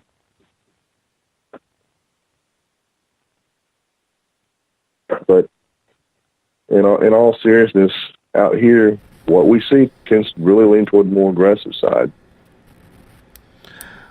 Question from Eric in Space Out Radio's chat room on Spreaker. He is asking, could these mutilations be caused by wild boars? They are known to kill animals just because they strayed into a boar's territory. Not with the precision we found. The indications are not conclusive with a boar goring. And beyond that, the areas that these happened, at the time frame they happened, would not have had any significant wild boar population whatsoever. Nowadays, there's wild boar pretty much all over the southeast, but 15, 20 years ago, that wasn't so much the case in the northern Alabama area. But that's a good theory. Question coming from the Revolution Radio chat room from Olive. He is asking, do you have any stories about the sheriff down in your area seeing these white things? Yeah, sure. That's happened for a long time. But the very first thing that got me involved in this was a sighting. Now, down here, used to, when the sheriff was running for re-election, it's a small town, small county, they'd come up and they'd visit. Well, I was young. I was probably 9, 10 years old maybe. And the sheriff here was T.J. Lockhart at the time. T.J. came in here, he'd be sitting at the kitchen table talking with my folks, and he told a story about a 1962 sighting down here in Chilton County, Alabama. It's called the Chilton County Booger sighting. Warren Coleman's written about this one, and a whole bunch of other people have as well. At the time, when he told that story, it's just a great story. It didn't mean anything to me. It was just really cool. But I was at the library a couple of years later down in Clanton, Alabama, the Cahaba Regional Library, and I found those books that people had been writing about this thing that I actually was told the story by the guy they were writing it about, and that's probably a large portion of what gave me my love for this. Down here, this county is famous for that. The courthouse here supposedly had, until 2002, that very track for that very sighting was cast in concrete. But new sheriff came in, and TJ hadn't been sheriff for a long time, but they pretty much kept the print in there, and the sheriff's department on display. But when the new sheriff came in 2002, he removed it. Nobody knows where it goes. I've been hunting the thing a couple of years. I've got some leads, but no real luck yet. But that is a very famous, very popular story. And there's plenty more sightings around here by law enforcement officers. I love this question by John on Twitter at #SpacedOutRadio. He is asking, have you ever left any moonshine out for Bigfoot? It's funny you should mention that. Remember, we're not necessarily hunting for Bigfoot down here, right? We're looking into the Lugaroo legends and the white thing, which I tend to think of more as a Cajun critter. But the legends are that the Lugaroo loves moonshine, loves alcohol, and may throw a party out in the woods once a year. I want to say it's on St. James Day, sometime in June. But deep down in one of the bayous in Louisiana, there's a big old werewolf party, Lugaroo party, with a bunch of moonshine, a bunch of alcohol. And they're said to steal it all the time. We haven't put any out for it because I'm stingy, but that is part of the legend. Well, I'm going to tell you a little story here about my investigator, Mike, who I told you about, who found the Bigfoot prints.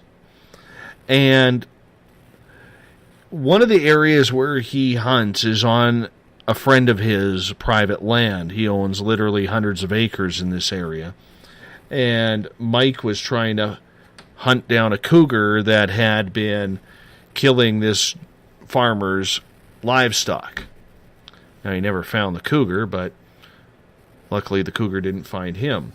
So on the property in kind of the back area along this trail, there's an old rundown rickety cabin.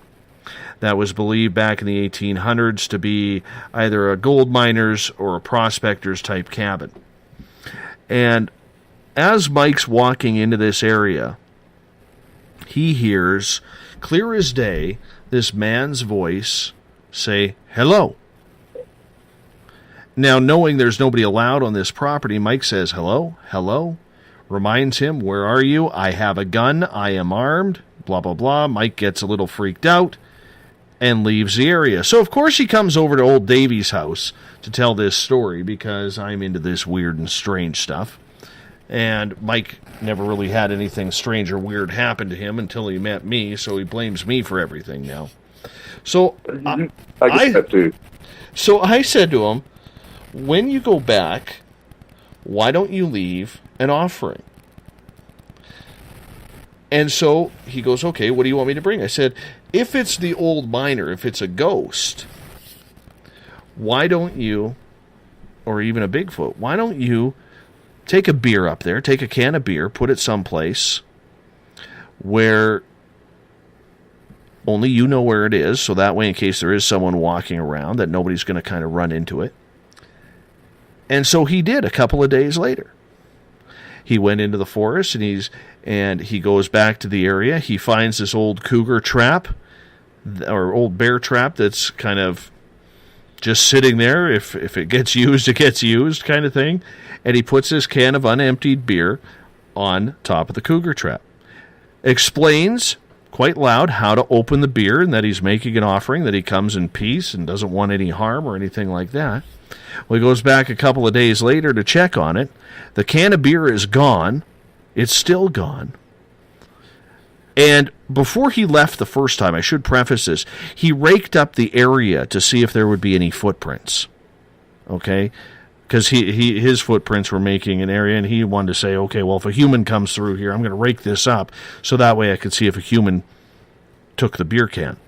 Well, there were no footprints, and at the bottom of the ground of where this bear trap was, and the beer can is now gone a couple days later, there's 4 pieces of quartz sitting there. And I have the quartz in my house here. And the 3 at the bottom are all pointing outward in a triangle. They're like oval pieces. They're all pointing outward in a triangle. And sitting right in the middle vertical was the 4th piece of quartz standing up. Nice. That tripped him out. Still trips me out. I love that story. Love that story. Sounds like whatever appreciated the offering. Absolutely. Absolutely. My goal this summer is to go back.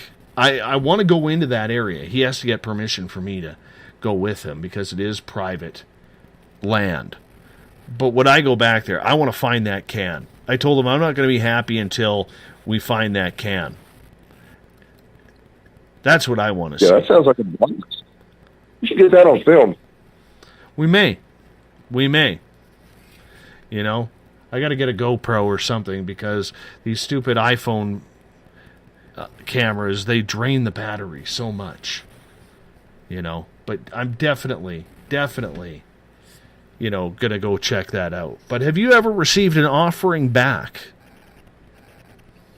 I can't say as we have. We found a few cool things, but I wouldn't exactly say we've been getting an offering. Perhaps we're just not as in tune to them as some folks. Probably because, again, we try to look at it without making any real judgments or assumptions. We just go in and see what we see and try to figure out as best we can what's there. Mm-hmm. I should probably get a little more personal on this, but I try to keep a little bit detached because I try to be able to keep from coloring my findings with my own emotions and beliefs, which is really hard sometimes. It's really hard not to get emotional on some of this stuff because, I mean, some of it, when you see it and hear it and experience it and hear these stories from people, I mean, some of it's really hard to stay detached enough to keep an open mind on. Why would it make you emotional? What's something that would make you emotional? When you hear, I mean, stories about, like, again, with the pug, you know, the animals that their owner loved so much that was just destroyed by something out there. You know, when you go out there and you have a grown man who, in his late 50s, who's lived in the woods most of his life, tells about how terrified he is of something. And when you see a big man, a rough and tumble looking dude with fear in his eyes for something, it's hard to fathom that. It's hard to wrap your head around it. This guy, one of the gentlemen that we've interviewed, still has a hard time sleeping at night, and this happened years ago. I mean, he's terrified of whatever it was coming back. And you hear stories like that from people that are really, really scared and really worried sometimes. A lot of times that's when we hear from folks, is when they're trying to find answers. And we do the best we can. I mean, as I said before, sometimes people just want you to come look for the boogeyman under the bed that isn't really there and tell them it's safe. Sometimes whatever out there, it's real. When you get someone, Doug, who comes up to you and says, I think it's really cool what you're doing, I want to do that too, how do I get started? Do you break down the seriousness of it, that it's not a joke, what you were doing? It's not about fun, even though it's a thrill? How do you break it down for people who are looking at getting into this type of field? I won't say for the field, but when somebody comes to us, our team is called Hell Hunters, and we basically have a structure that is something in between a secret society and a motorcycle club. You want to be part of this team? First of all, you're going to be around us for a while, helping out, doing what you can. There's a 1-year prospect period, a 1-year hang-around period before you become a prospect, a 1-year prospect before you're voted in. And during that time, you've got to earn your keep, and you got to prove you're serious, and you got to prove you want to be a part of this. The people we go out with, every single one of us have each other's back. We're not worried about anything, and we know that everybody's going to be there for us. I mean, we care and love each other like a family. And we get a lot of people that come up and say, hey, I want to be a part of this group. I want to be a part of this team. It doesn't work that way. With us, we're out here, we're in this together, and it takes a lot to become part of this particular team. People that want to get involved and are interested in it, I answer whatever questions they have, tell them to do their research, point them a couple directions and answer what questions they've got as best I can. It's one of these things that, you can't just come out and say, hey, I want to play. It is serious, especially what we do. We go out with, a full kit of forensics investigation tools. We study, we work on tracking, we work on our print casting. We work long and hard at this to figure out the best methods that work for us out here. And it's work. It's not playtime. And every member of this team has sacrificed a whole lot to be a part of it. And I appreciate every one of them. You don't just get there. Do you think a lot of people, or too many people, use this as playtime? Hey, if it's getting people out in the woods and they might learn something and they're having a good time, that's fine. Just know what you're getting into and where you're going and be safe. I mean, I don't think it hurts a thing for people to get out there and try to learn and have fun with it. It just depends on what level you're at and what you're walking into. I wouldn't advise somebody that hasn't investigated this before or worked with it to take a phone call from somebody that says, hey, man, something's out here attacking my animals. You guys want to come out over here overnight here and sit here and watch and see if you can figure out what it is, or anything of the sort. Know what you're doing if you're getting into it. I wouldn't go deep in the swamps. I wouldn't go in the woods if you haven't been in the woods and don't know them well. Be safe out there. But by all means, if it's a passion to you and a calling, learn, get out there, explore. Just baby steps. A lot of groups, though, and a lot of investigators who've been doing this a long time believe that the field is oversaturated, especially with people who don't know what they're doing or don't know how to respect the environment or nature. How do you feel about that? Well, it's like anything else. I mean, you're going to have people out here who want to do something, and they're trying. I don't want to discourage anybody from getting out and trying to learn and trying to do well. If you don't know what you're doing, fine. If you know you don't know what you're doing. The problem is when you've got people out here who think they know what they're doing, they get themselves into situations they shouldn't. But for the most part, if you're just bouncing around in the woods, chances of you running across anything that's going to get you in trouble as far as from the cryptid or paranormal aspect are pretty slim. But from the snakes and the wild boars and the gators and the bears and everything else there is out there that can kill you, including the spiders and all that good stuff, or at least hurt you, that's where the problems would come in. If you're good in the woods, you're good in the woods. If you know it, you know it. If you don't, take somebody with you that does. So you're okay with everybody and anybody trying this out? Hey, who am I to tell somebody not to? You know? True. I do what works for me. And if somebody else has a passion for it and wants to, go for it. Just figure out what you know and what you don't, and work on what you don't. Mm-hmm. Makes very much sense. Have you ever tried using a drone to get pictures of these cryptids? Actually, I've played around with a drone a little bit, and I really, really want a nice drone, but that's not in the budget right now. Too many other toys coming along. We've had a few folks that ran one for us, but not to any major avail. I mean, you're seeing a bunch of trees from above. You're seeing a bunch of trees from above. If it's smart enough not to get on trail cam, it's not going to pose for a drone. You use a lot of technology with your groups, and when you're out in the field of study, yet when you started investigating this, you probably had a voice recorder and a video camera and maybe a Canon AE1 as your camera. How much do you think technology has affected, either to the good or to the bad, in regards to these types of investigation? It's been tremendous. I mean, Google Earth alone is an amazing tool. The internet and the ability to document things a little bit easier. I mean, we use mind mapping software that comes in tremendously handy for keeping up with stuff. Just being able to have, we've got old records that are on that old paper stuff, written down by hand. And then we've got all of our files that we're able to share now that we can all plug into and upload our own reports and everything to the team websites and such. So that helps tremendously. The ability to have wireless cameras, as useless as they sometimes are, is still tremendous and phenomenal. I mean, GPS is amazing. You can go in and you can locate something.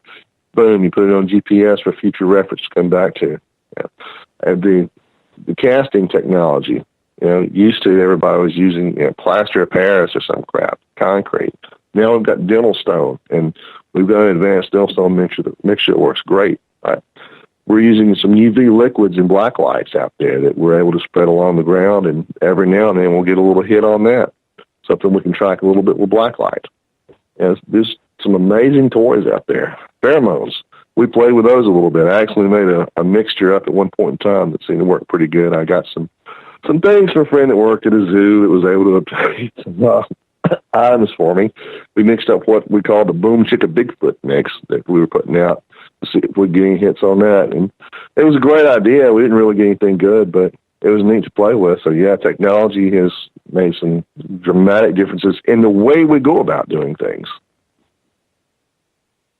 Is there a piece of gear that you think is out there that will be the first one to capture it, or do you still think that even though you have all of this technology, that the human eye and the human senses are what really still matters out in the field?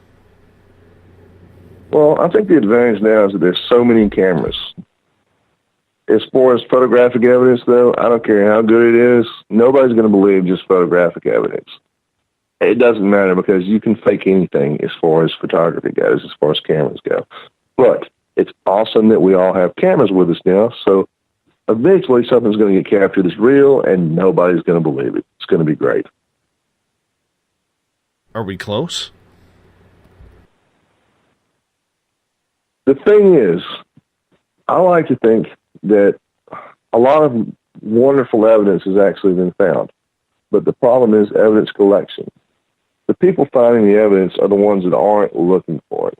The odds of us or any other researcher out there finding something are a lot less than that of, some random Joe stumbling across something. But when they do, they don't know how to collect the evidence. They don't know how to save it, don't know how to keep it, don't know what to do with it, don't know what it is, and probably don't care. Basically, because the stories we end up chasing is they saw something that they didn't know how to collect the evidence, and we end up going back out there trying to recreate what they saw or find evidence of what they saw. Yeah, we're hoping to capture a lightning strike, and it's not easy.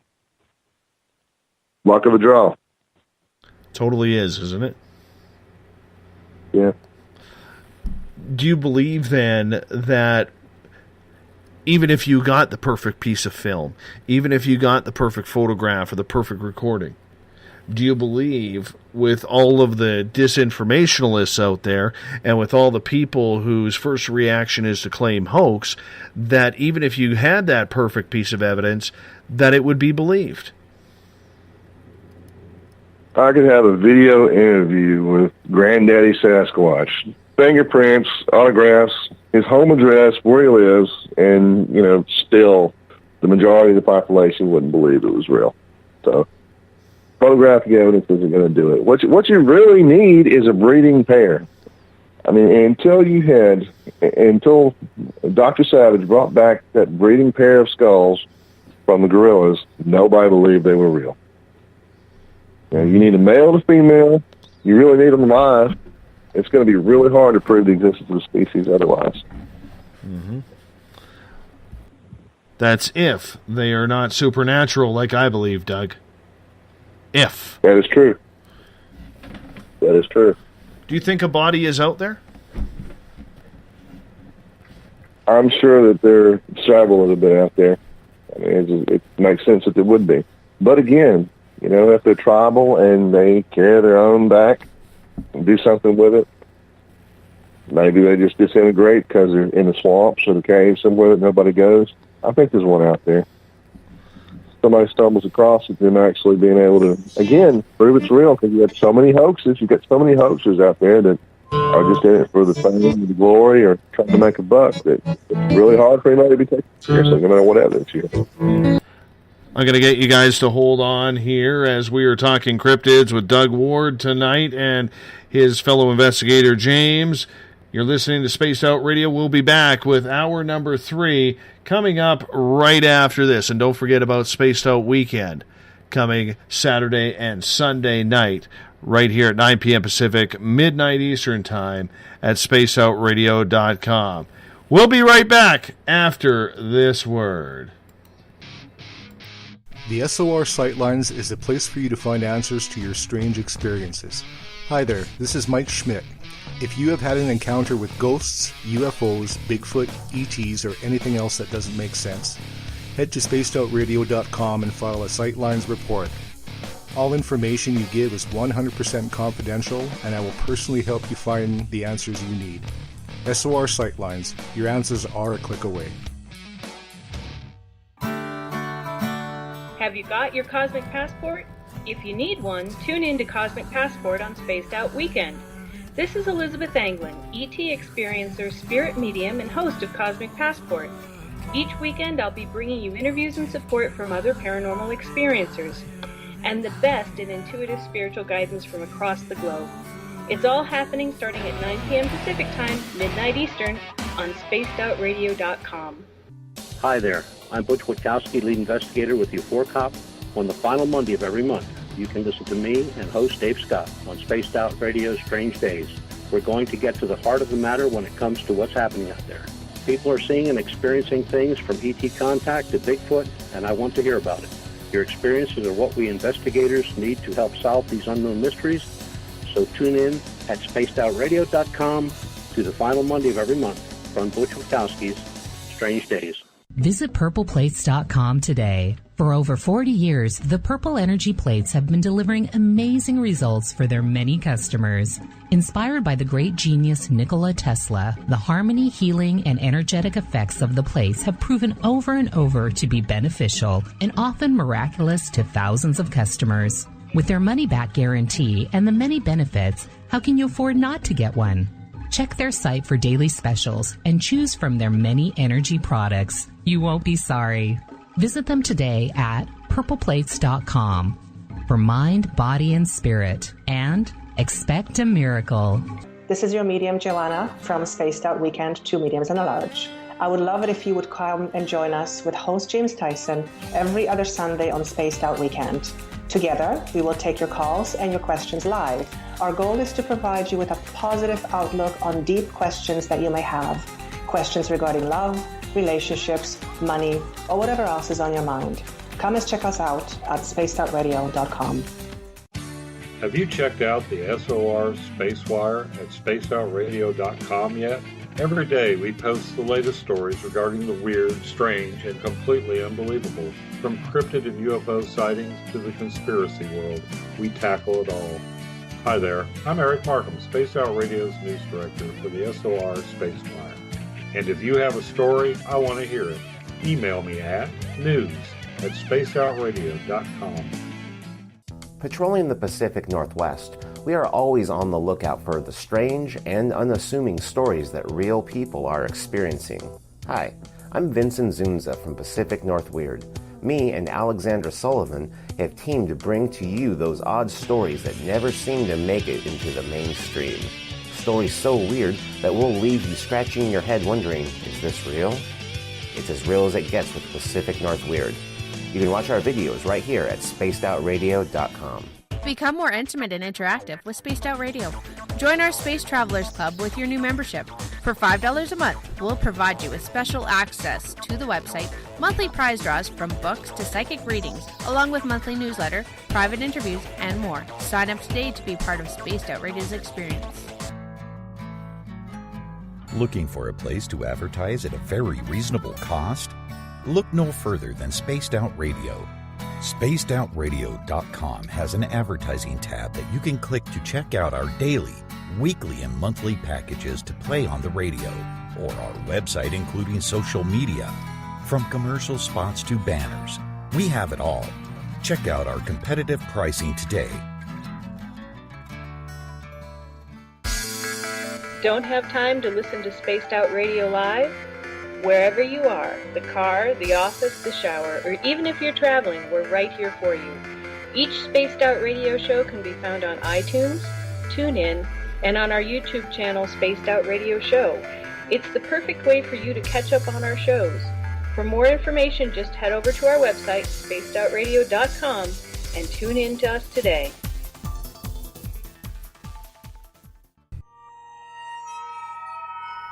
You hear footsteps in the empty room above you. A rocking chair begins rocking by itself. Don't be afraid of the things that go bump in the night. Reach for Spirit Storybox, the iPhone app the Huffington Post UK called the only ghost hunting app you will ever need. Spirit Storybox. The spirits are telling their stories. Are you listening? Strange creatures lurking in the night, the sounds of wood knocking in the forest, odd happenings right out of a fictional world. These are the reports I love. Hi there, this is author Ronald Murphy, and I would love it if you join me and Spaced Out Radio host Dave Scott the second Wednesday of every month on our journey into the unknown land of cryptozoology at spacedoutradio.com. From Mothman to Frogman and everything in between. Hey, they don't call me the crypto guru for nothing. Did you know that Spaced Out Radio runs 7 days a week? Hi, it's James Tyson from Spaced Out Weekend. Every Saturday and Sunday night, starting at 9 p.m. Pacific, midnight Eastern, you can join me and my guests for some great chatter about what's going on out in the universe, or even in that dark part of the basement you really don't want to go back into. Well, let's find the answers to your experiences together. So come on up to Uncle Jimbo's cabin on the weekend. For more information, look us up at spacedoutradio.com.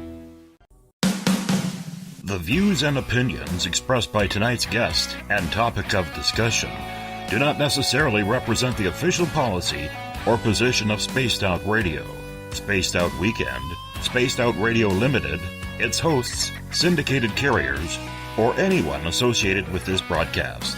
You're listening to Spaced Out Radio with Dave Scott. Follow Dave on Twitter at Spaced Out Radio and hashtag Spaced Out Radio, and on Facebook, Spaced Out Radio Show. Now, back to the program. A child grew up too fast, went running wild. Now we don't know Good to have you with us back here for the third hour of Spaced Out Radio tonight. I am your host, Dave Scott. Good to have you with us. Tomorrow night and Sunday on the show, Spaced Out Weekend is back with Uncle Jimbo James Tyson, as well as Elizabeth Anglin in the first hour. You know they always put on a great show at the weekend, starting at 9 p.m. Pacific, midnight Eastern time, right here at spacedoutradio.com. We want to welcome in everyone listening in on Renegade Talk Radio. What a great time it is to be broadcasting live in Las Vegas. We are also live on the United Public Radio Network on 107.7 FM in New Orleans and over 160 countries around the world. Great to have you along with us as well. Thank you for tuning us in. And if you're listening in on Revolution Radio, remember the Double R Machine is a donation station financed by you, the valued listener. Head on over to freedomslips.com and donate today. Bill Cardwell has set an impossible password for tonight if you're an SOR Space Travelers Club member. I don't even know how to use it or say it, but we're going to give it a try because that's what Bill does around here. Honorific abilitudinatibus. Honorific abilitudinatibus. I have no idea what that means. I don't think anybody knows what that means. It's just a bunch of Scrabble letters that Bill's thrown together. But that's your password for tonight in the SOR Space Travelers Club. Third hour here, we have Eric Markham joining us. And before we bring him on, I want to remind you that you could follow us all over social media on Twitter at Spaced Out Radio and give our hashtag Spaced Out Radio a try as well if you want to communicate with me live during the show. Hit us up on Facebook. Give our page a like, Spaced Out Radio Show. Tune us in on TuneIn. Download this show and others on iTunes. And, of course, our website is spacedoutradio.com. And, of course, while you're there, we have a plethora of features for you, including joining the SOR Space Travelers Club for just $5 a month. The preacher is back, our resident scientist, our resident guru of everything mainstream, Mr. Eric Markham from the SOR Space Wire and S4 with E squared. Eric, how's it going, buddy? How's it going, Dave? Glad to be here. We've been talking cryptids all night, and you know I love me some cryptids. You know I'm right into the game when the cryptid talk is on. It's a lot of fun. And one thing that we have been talking about behind the scenes lately is whether or not these cryptids that are out there are of human form, of animal form, or of some sort of supernatural form. It's a long debate that has been going on, and the more popular, thanks to television, that cryptids have become. I'm wondering about the research that goes into it. And Doug Ward, who joined us for the first 2 hours tonight, said he looks at things in a real scientific approach, which I fully agree with. I totally believe it needs to be done that way. But he's also open-minded enough not to rule out any sort of possibility because, as he said, we don't know. Eric, you have a scientific background. For people who have not heard you on this show before, you have a bachelor's degree in science, you work in the medical field by trade. You're pretty well off when it comes to everything biological. I think you would agree with that without blowing your own horn. But at what point, Eric, when we are doing this type of cryptid investigation, as scientists, which you are, how many times do we have to close the door before we've found the answer? Yeah, that's one of the things, like Doug was saying, he could have the video, the autograph, and that wouldn't matter because there's been so much just, hoaxing going on. Unfortunately, I think in the case of Dogman or Bigfoot, the only way you're actually going to get the scientific community to shut the door on it is if you supply a body.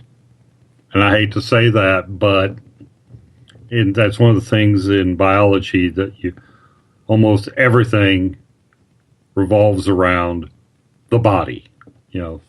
I don't think you're going to get...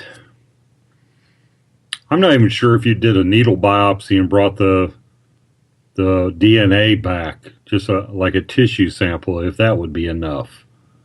I think that would be what would open the door and get the scientific community to give it more serious thought. But I think until you actually had a dissectable body, something you could do a post-mortem on, I don't think they'll ever get behind it 100%. I don't want to get into our full rant that we have on this show in the past about why people are so quick to write off information. But I got to tell you, man, it fires me up. Every time I think about this, it fires me up. And the reason why it fires me up is, as I said to Doug, it seems like when it comes to paranormal and cryptid hunters, we all want that word science around us. We all want that skeptical scientific investigation, which I think is proper. But on the flip side, how much danger is it in the field of science when we have people out there who are using opinion rather than scientific method to create their conclusions? Oh, yeah, there's way too much of that. I think Stan Friedman used to call it research by proclamation. Some people here know that I've got a group I'm starting, and one of the things I am concerned about is nailing down the data, not so much capturing anything on film, but actually having a set of data we go in with, and if something changes, trying to figure out what that was, trying to quantify the data we're gathering. And it's going to be a challenge. It really is. I imagine there's going to be quite a few false starts. I kind of feel like I'm reinventing the wheel with this stuff, but I don't want it to degenerate into what you call playing Pokemon Ghost. I mean, I've seen some accidentally collected data.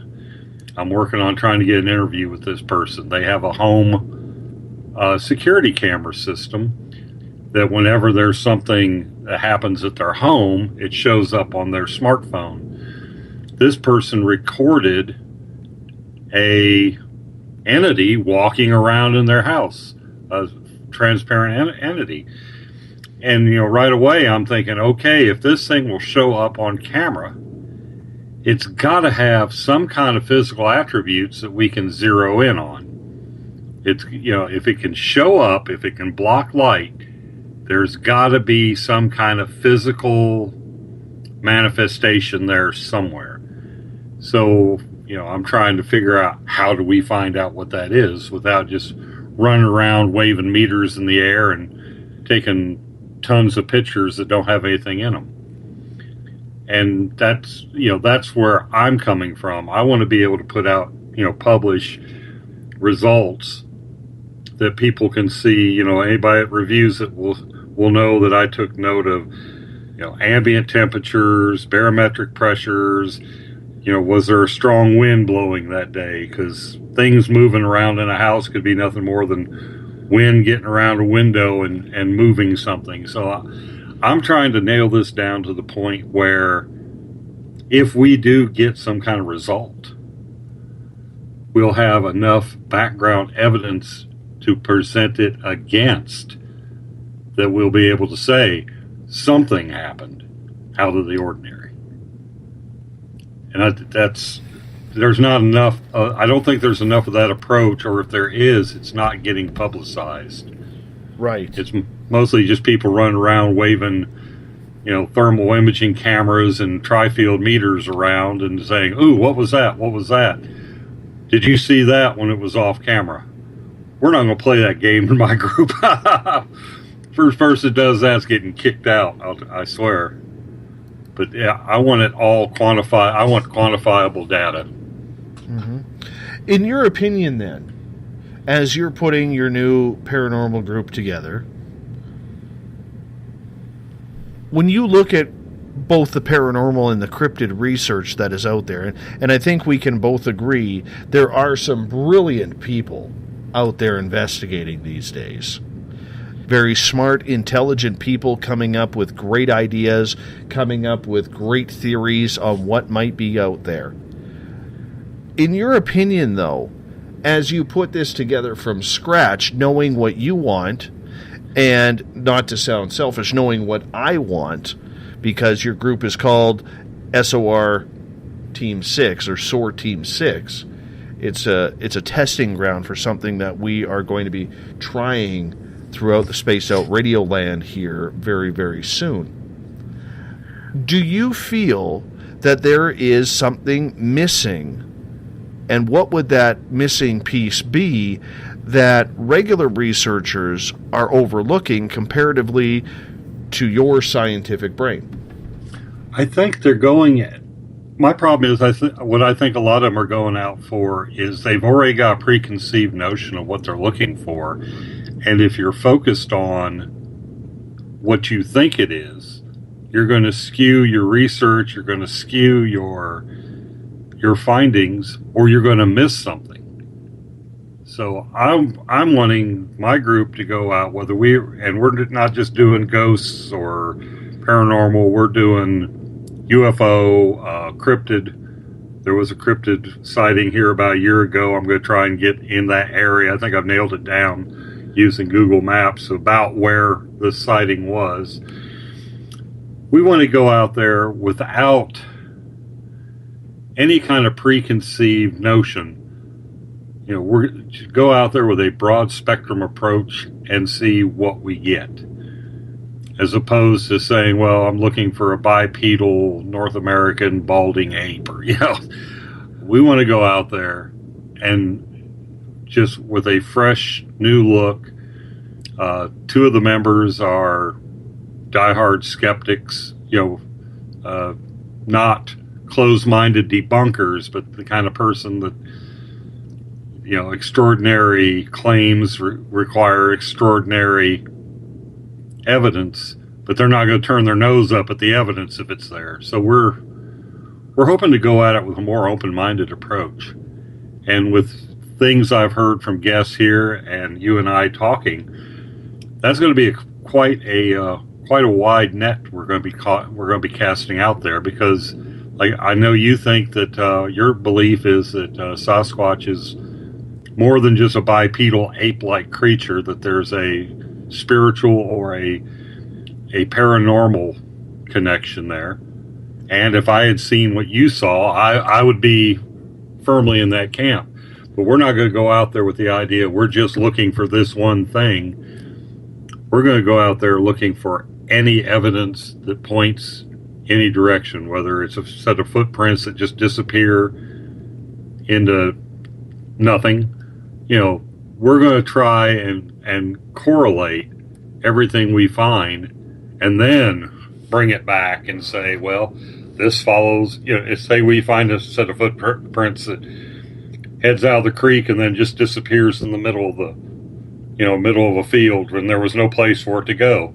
Well, that tells us right then that, one of the theories we're going to have to look at is that these things have a supernatural or a spiritual aspect to them, because flesh and blood solid beings, best I know, don't disappear out of the middle of a field.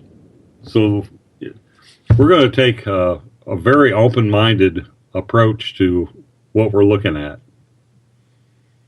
But on a surface level, from starting this group and learning to start this group of the do's and don'ts compared to, let's say, what you've seen on television, on the internet, or heard on radio broadcasts, such as being involved with Spaced Out Radio as you are, from a scientific point of view, what is missing in the field right now that you think could be the key to proving or disproving the existence of anything ghostly or anything cryptid like Bigfoot or Dogman? I think too much of it is people go out and they're not prepared. They go out with this idea, we'll find it here. Then whatever happens, they didn't have the gear or they didn't have the experience to document it correctly.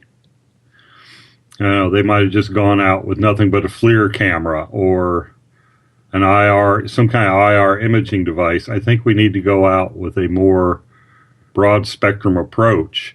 And I think when you look back in the 70s and early 80s, there seemed to have been more success in capturing some of this image with the old analog technology. And that's something I'm going to go back toward. Maybe not digital recorders so much as magnetic media, cassette, reel-to-reel deck type media. I think we need to give up the gimmickry and go toward more of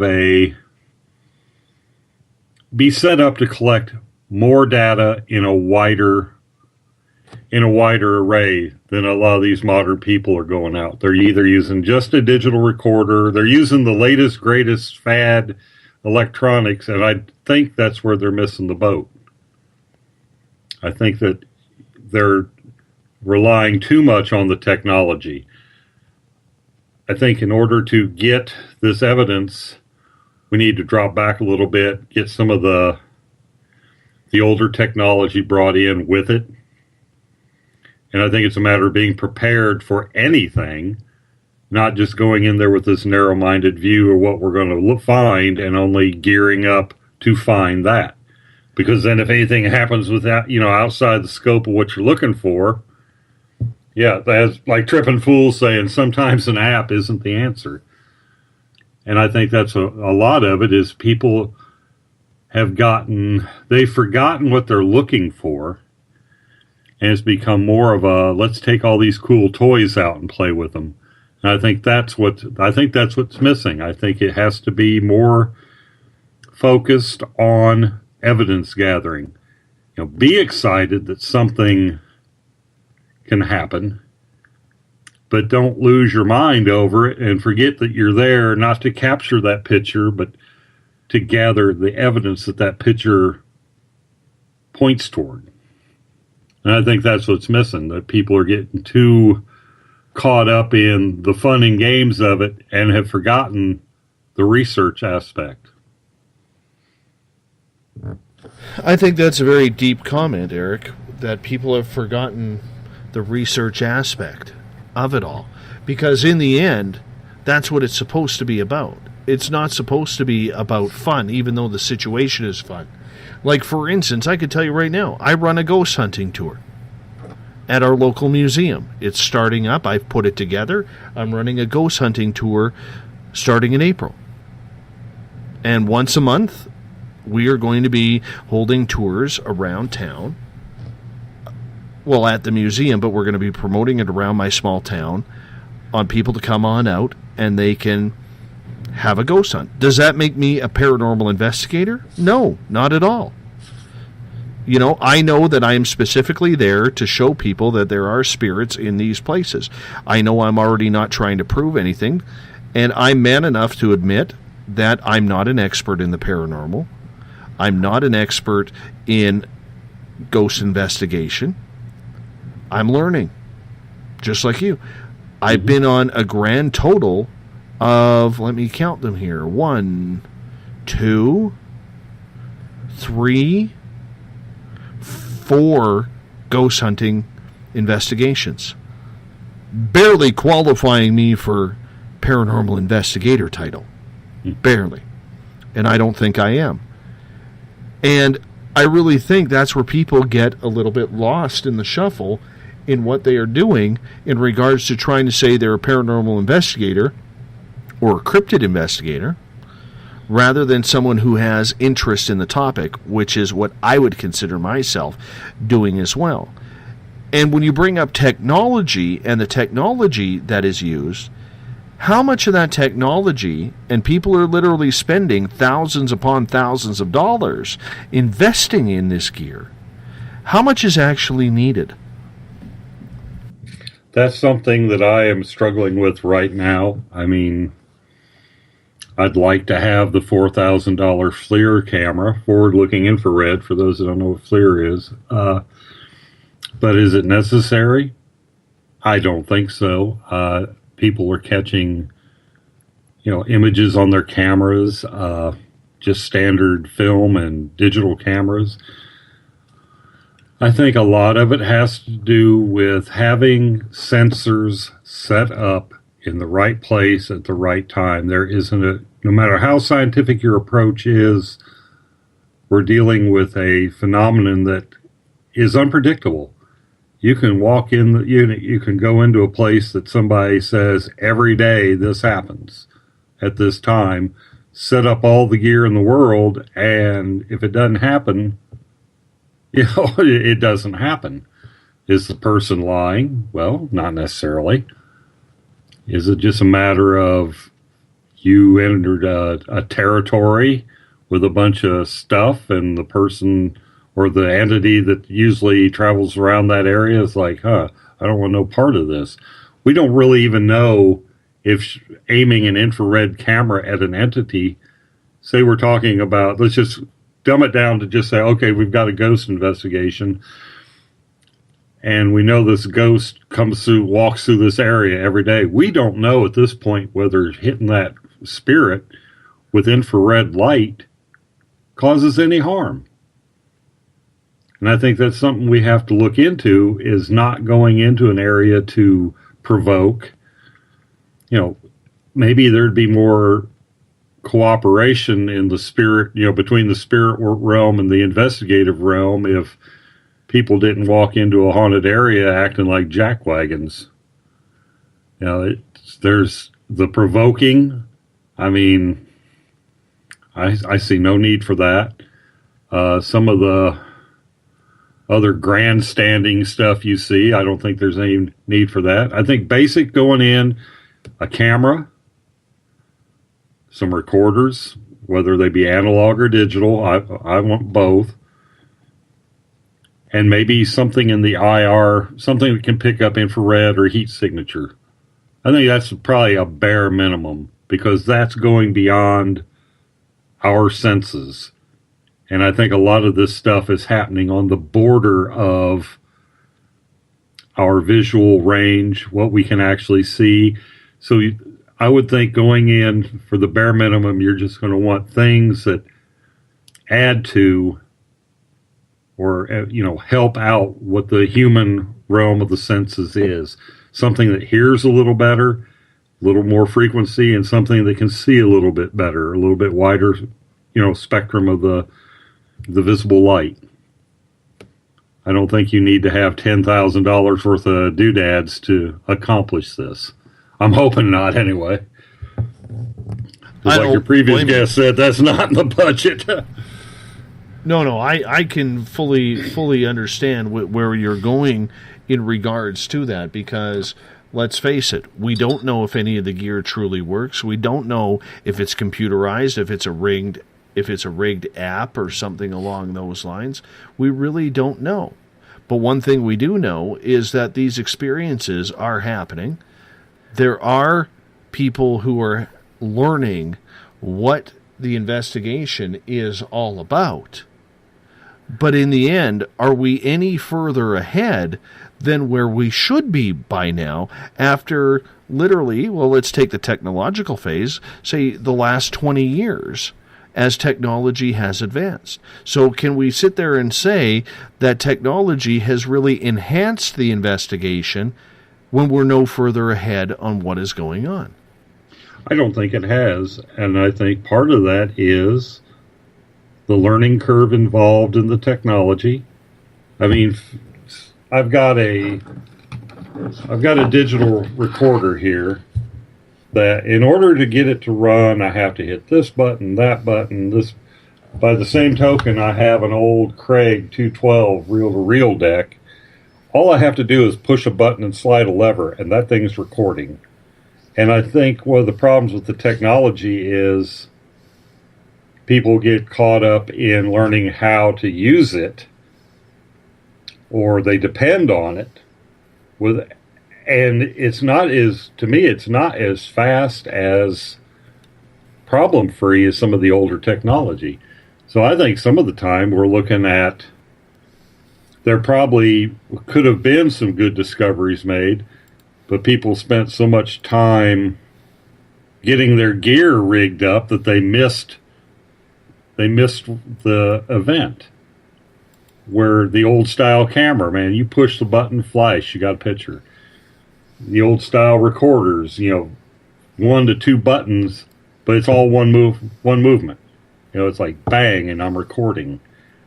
I think the technology had benefits in that it extended the range of what we could look into, but it added complexity. And whenever you add complexity, you're adding noise and uncertainty. So I think probably we don't know what's been out there that somebody has caught and they just haven't shared yet, or won't share because whatever reason. But I think it's become an impediment more, it's held us back more than it's helped with the advent of technology. Mm-hmm. I could see that. So when it comes to the cryptid world, where we don't even know where to look, what we are looking for, what we're supposed to look for, is the technology beneficial? I think the benefits of the technology there is in what we can do with casting. As your previous guest said, it used to be plaster Paris, cement. Now we have casting materials that are of a less, they're not as dense, and they can pick up maybe some of the details that the plaster of Paris might have destroyed in the act of pouring this heavy goop into a footprint. You might have been destroying dermal ridges. So I think in that area, technology has helped. Material science has helped because we've got better ways of recovering our evidence now. And I think one of the things I believe with shows like CSI that gain so much popularity, people know that they can contaminate DNA evidence. So I think in a way now we're a little more cognizant. We think before we reach down and grab a handful of hair from a supposed Bigfoot sighting, I think by and large people stop to think and they get out tweezers or they put on a glove. They do something to cut the amount of contamination down.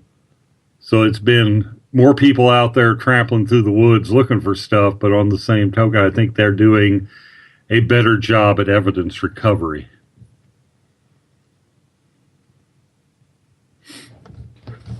How do we go about that, though? How do we go about, making sure that no evidence is tampered with? Because when it comes to the cryptid world, or even the paranormal world to a lesser extent, we seem to have, Eric, a lot of people out there who absolutely, as Doug said in his first 2 hours, we have a lot of people out there who will basically say, that's fake, that's not real, you digitize that, it's CGI.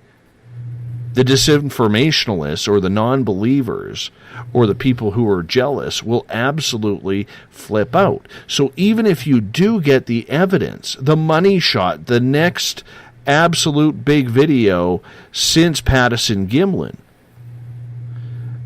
are we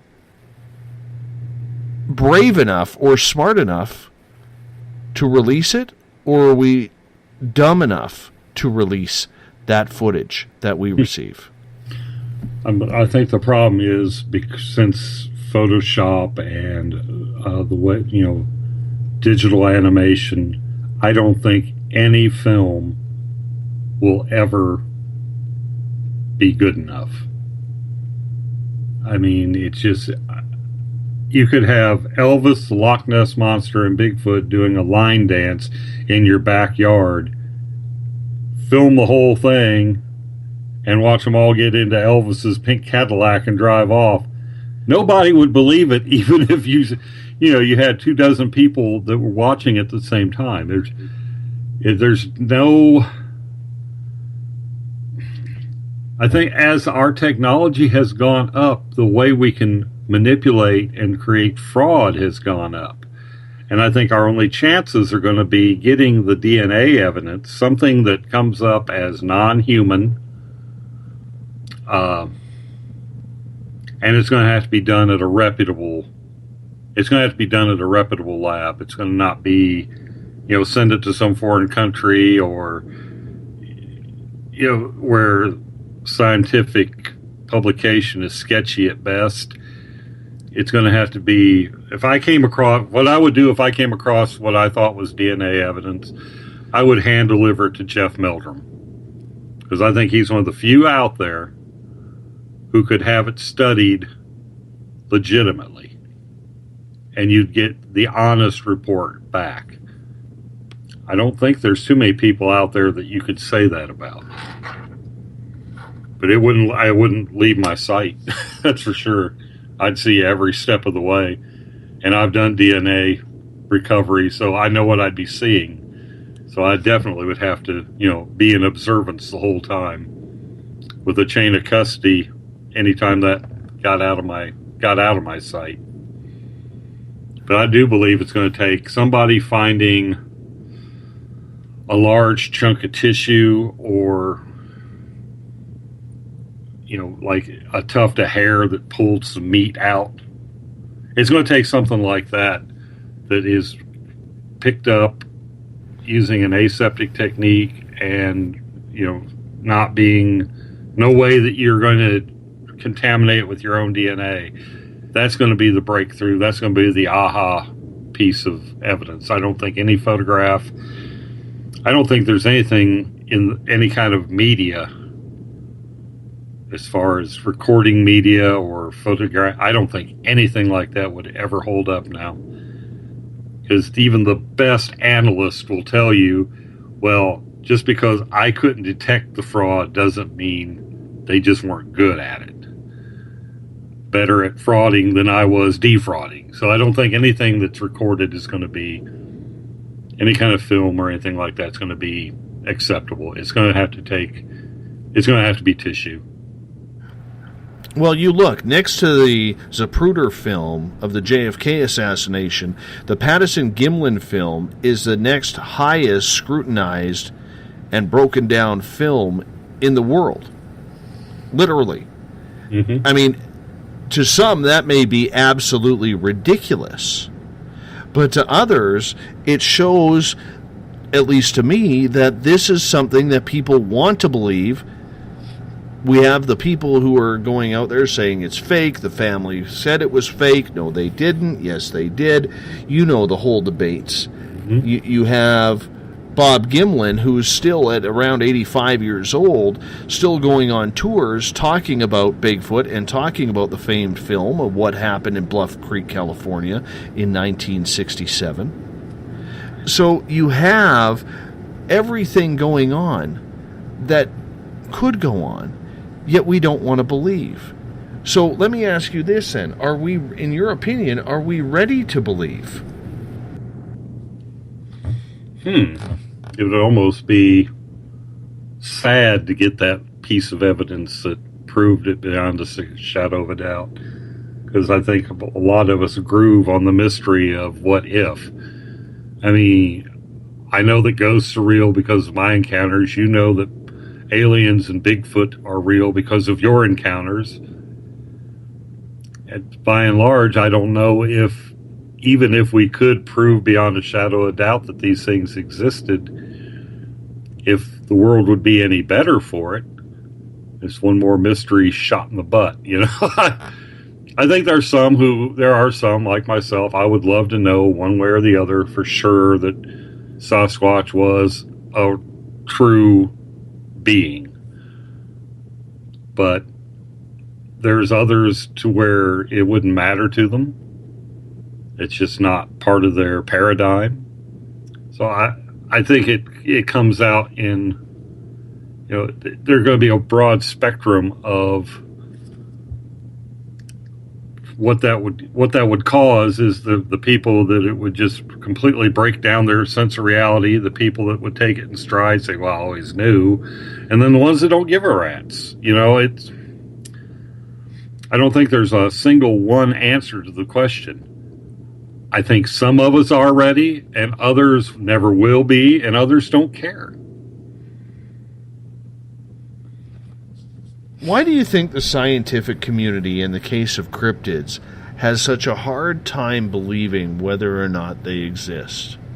Why do they doubt the evidence so much that is out there? That's how we're taught. As Doug brought up, nobody believed in the mountain gorilla until, the bodies were brought in, the skulls were brought in. It's just the way science is trained. And if something like Bigfoot has gotten a giggle factor attached to it, no serious academian is going to want to get associated with that, because it's a publisher perish, do or die type of situation, and you can't afford to have your grants stopped or your grants no longer being considered because that's that crazy Bigfoot guy. There's a perception there, like I said, the giggle factor on UFOs and cryptids kind of act as a repellent. I think Jeff Meldrum's a standout in that he's, as an anthropologist, he's willing to give this a fair hearing, and he's sort of an exception to the rule. And I'm not sure how he got away with it, but I wish he could.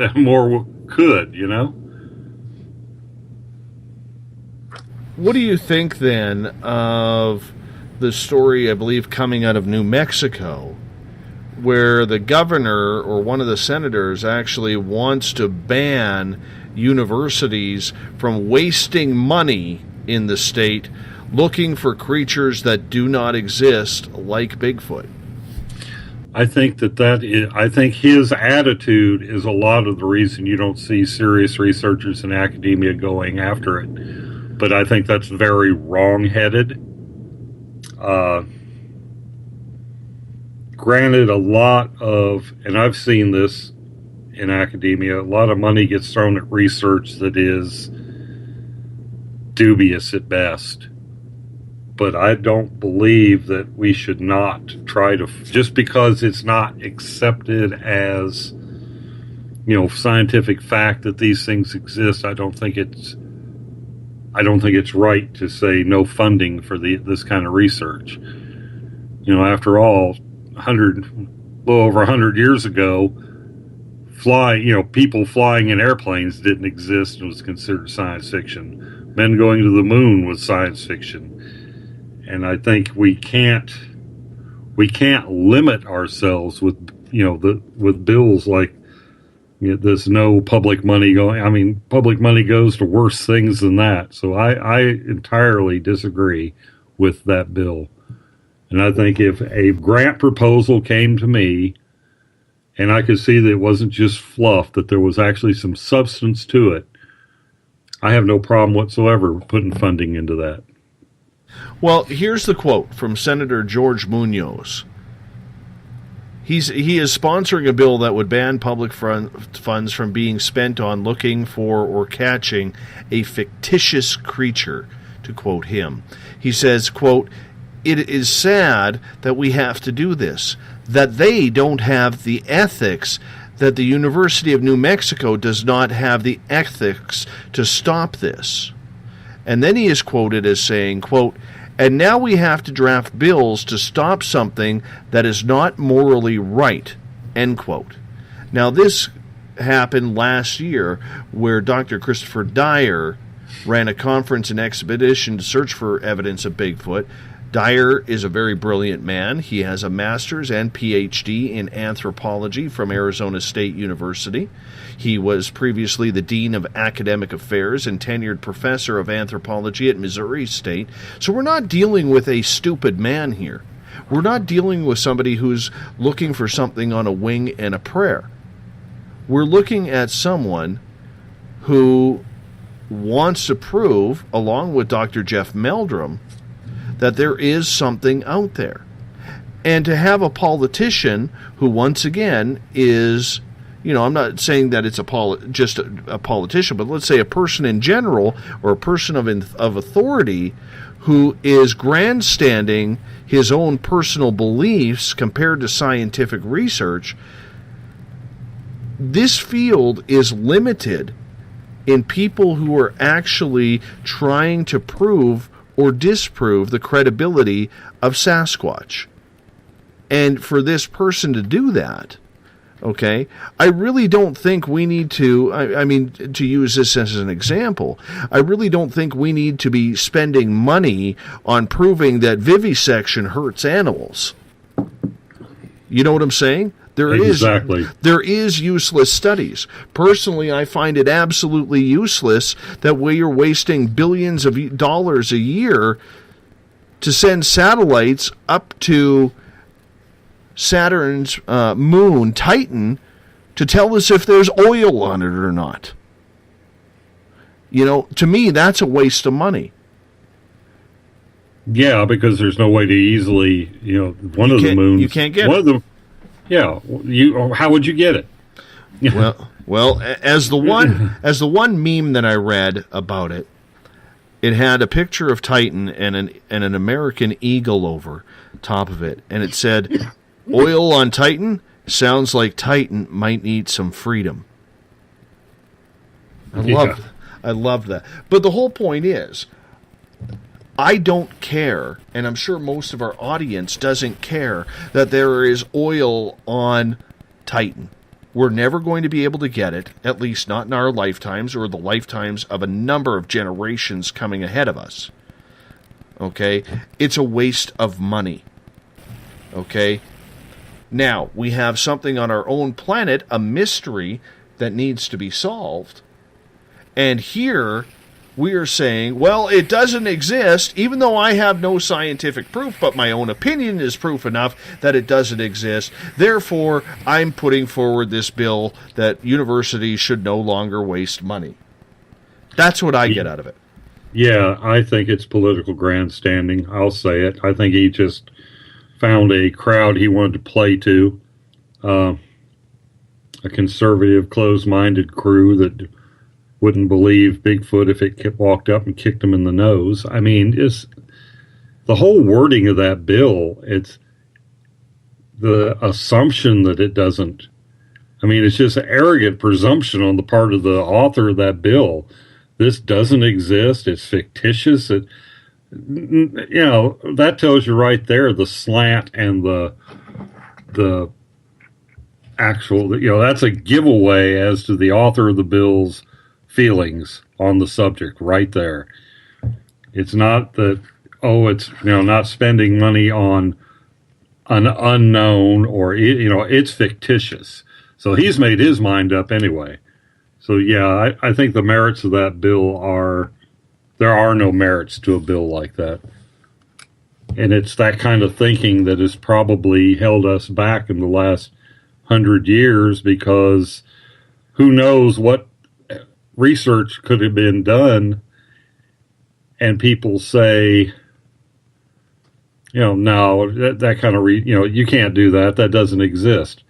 I mean, for crying out loud, the scientific community believed that if a human body went past Mach 1, it would explode. I mean, that was the same kind of people that are now looked upon as the minds of our time. These people were saying that you couldn't fly past a certain miles per hour or you would dissolve. The same people that said an atom bomb would cause, or the H-bomb would cause a chain reaction that would blow up the whole planet.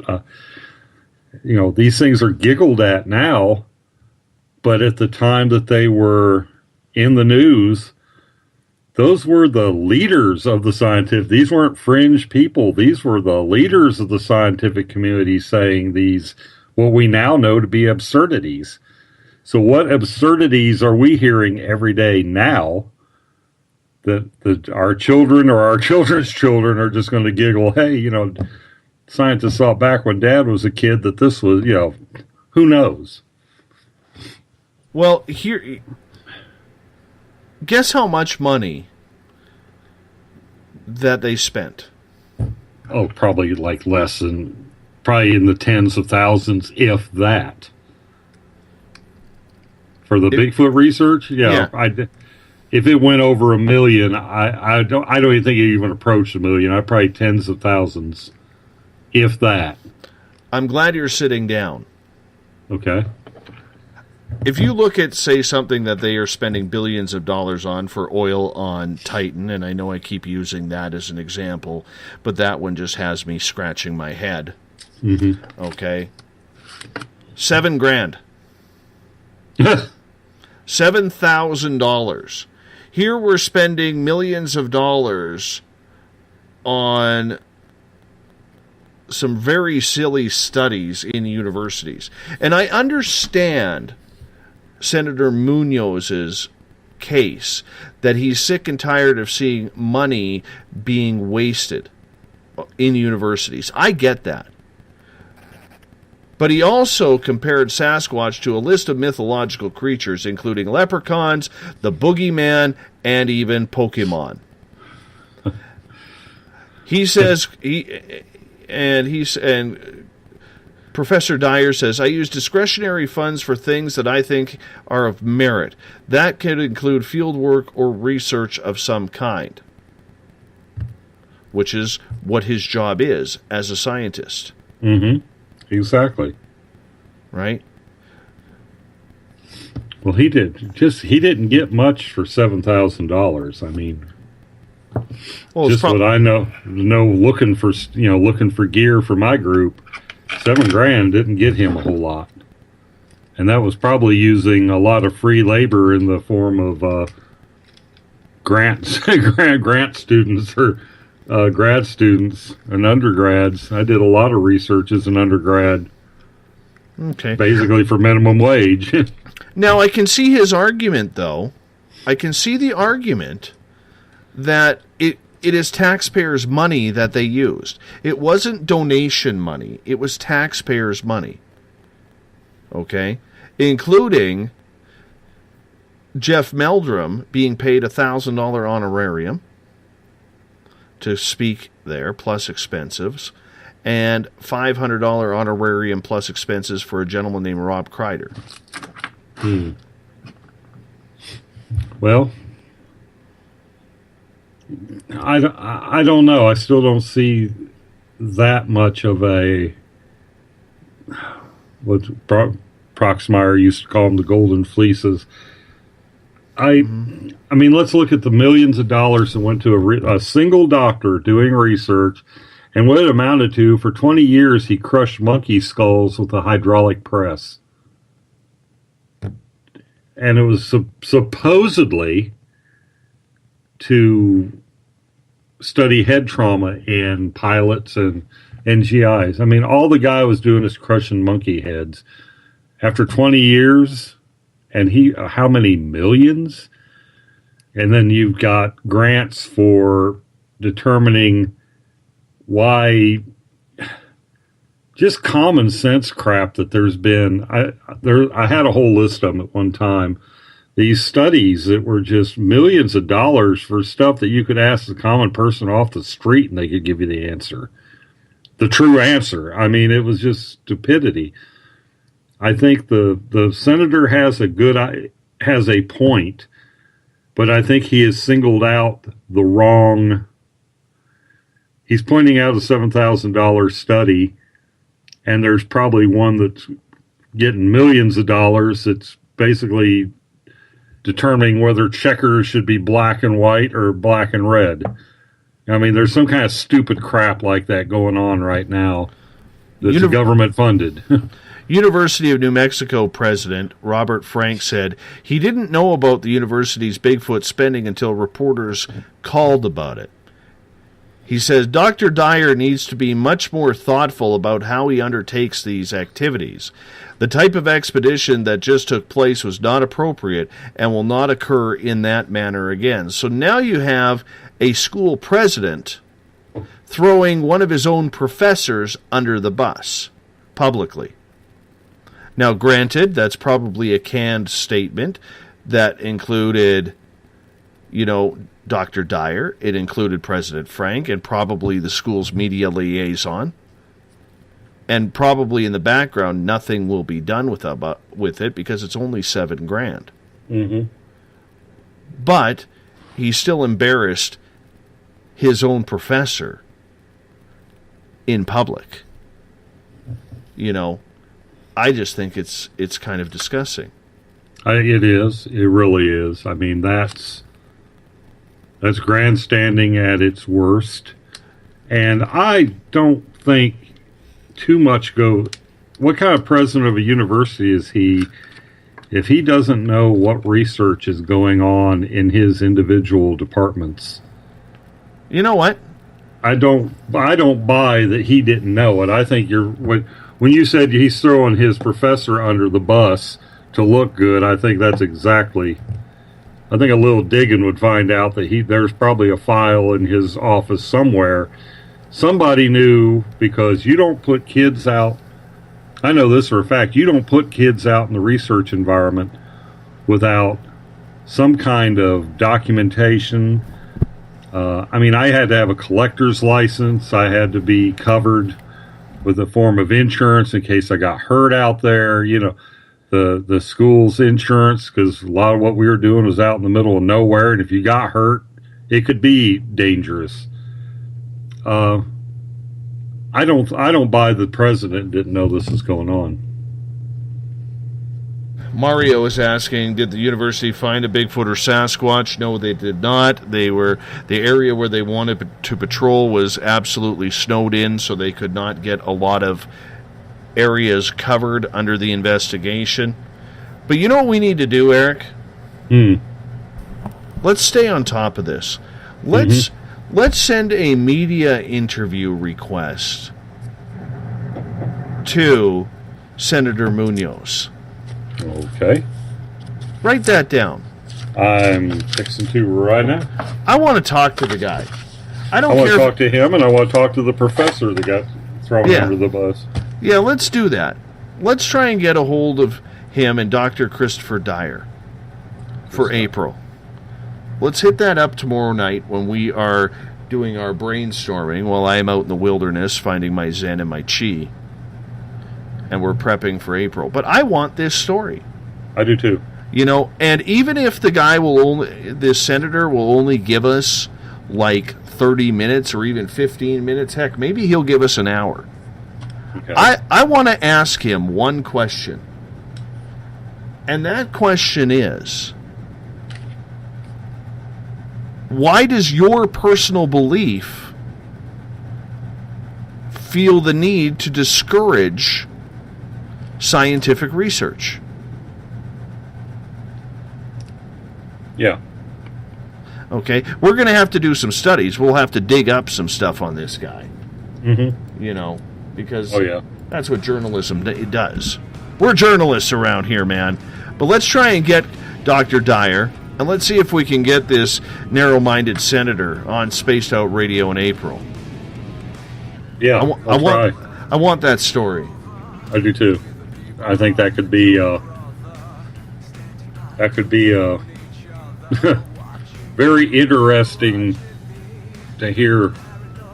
I mean, why does this guy, as a cryptid, that means it's unknown. So how does this guy know beyond a shadow of a doubt that it's fictitious? He doesn't. No, he does not. So the whole wording of his bill is basically him pounding his own drum because it's his belief that they don't exist. Well, on that note, preacher,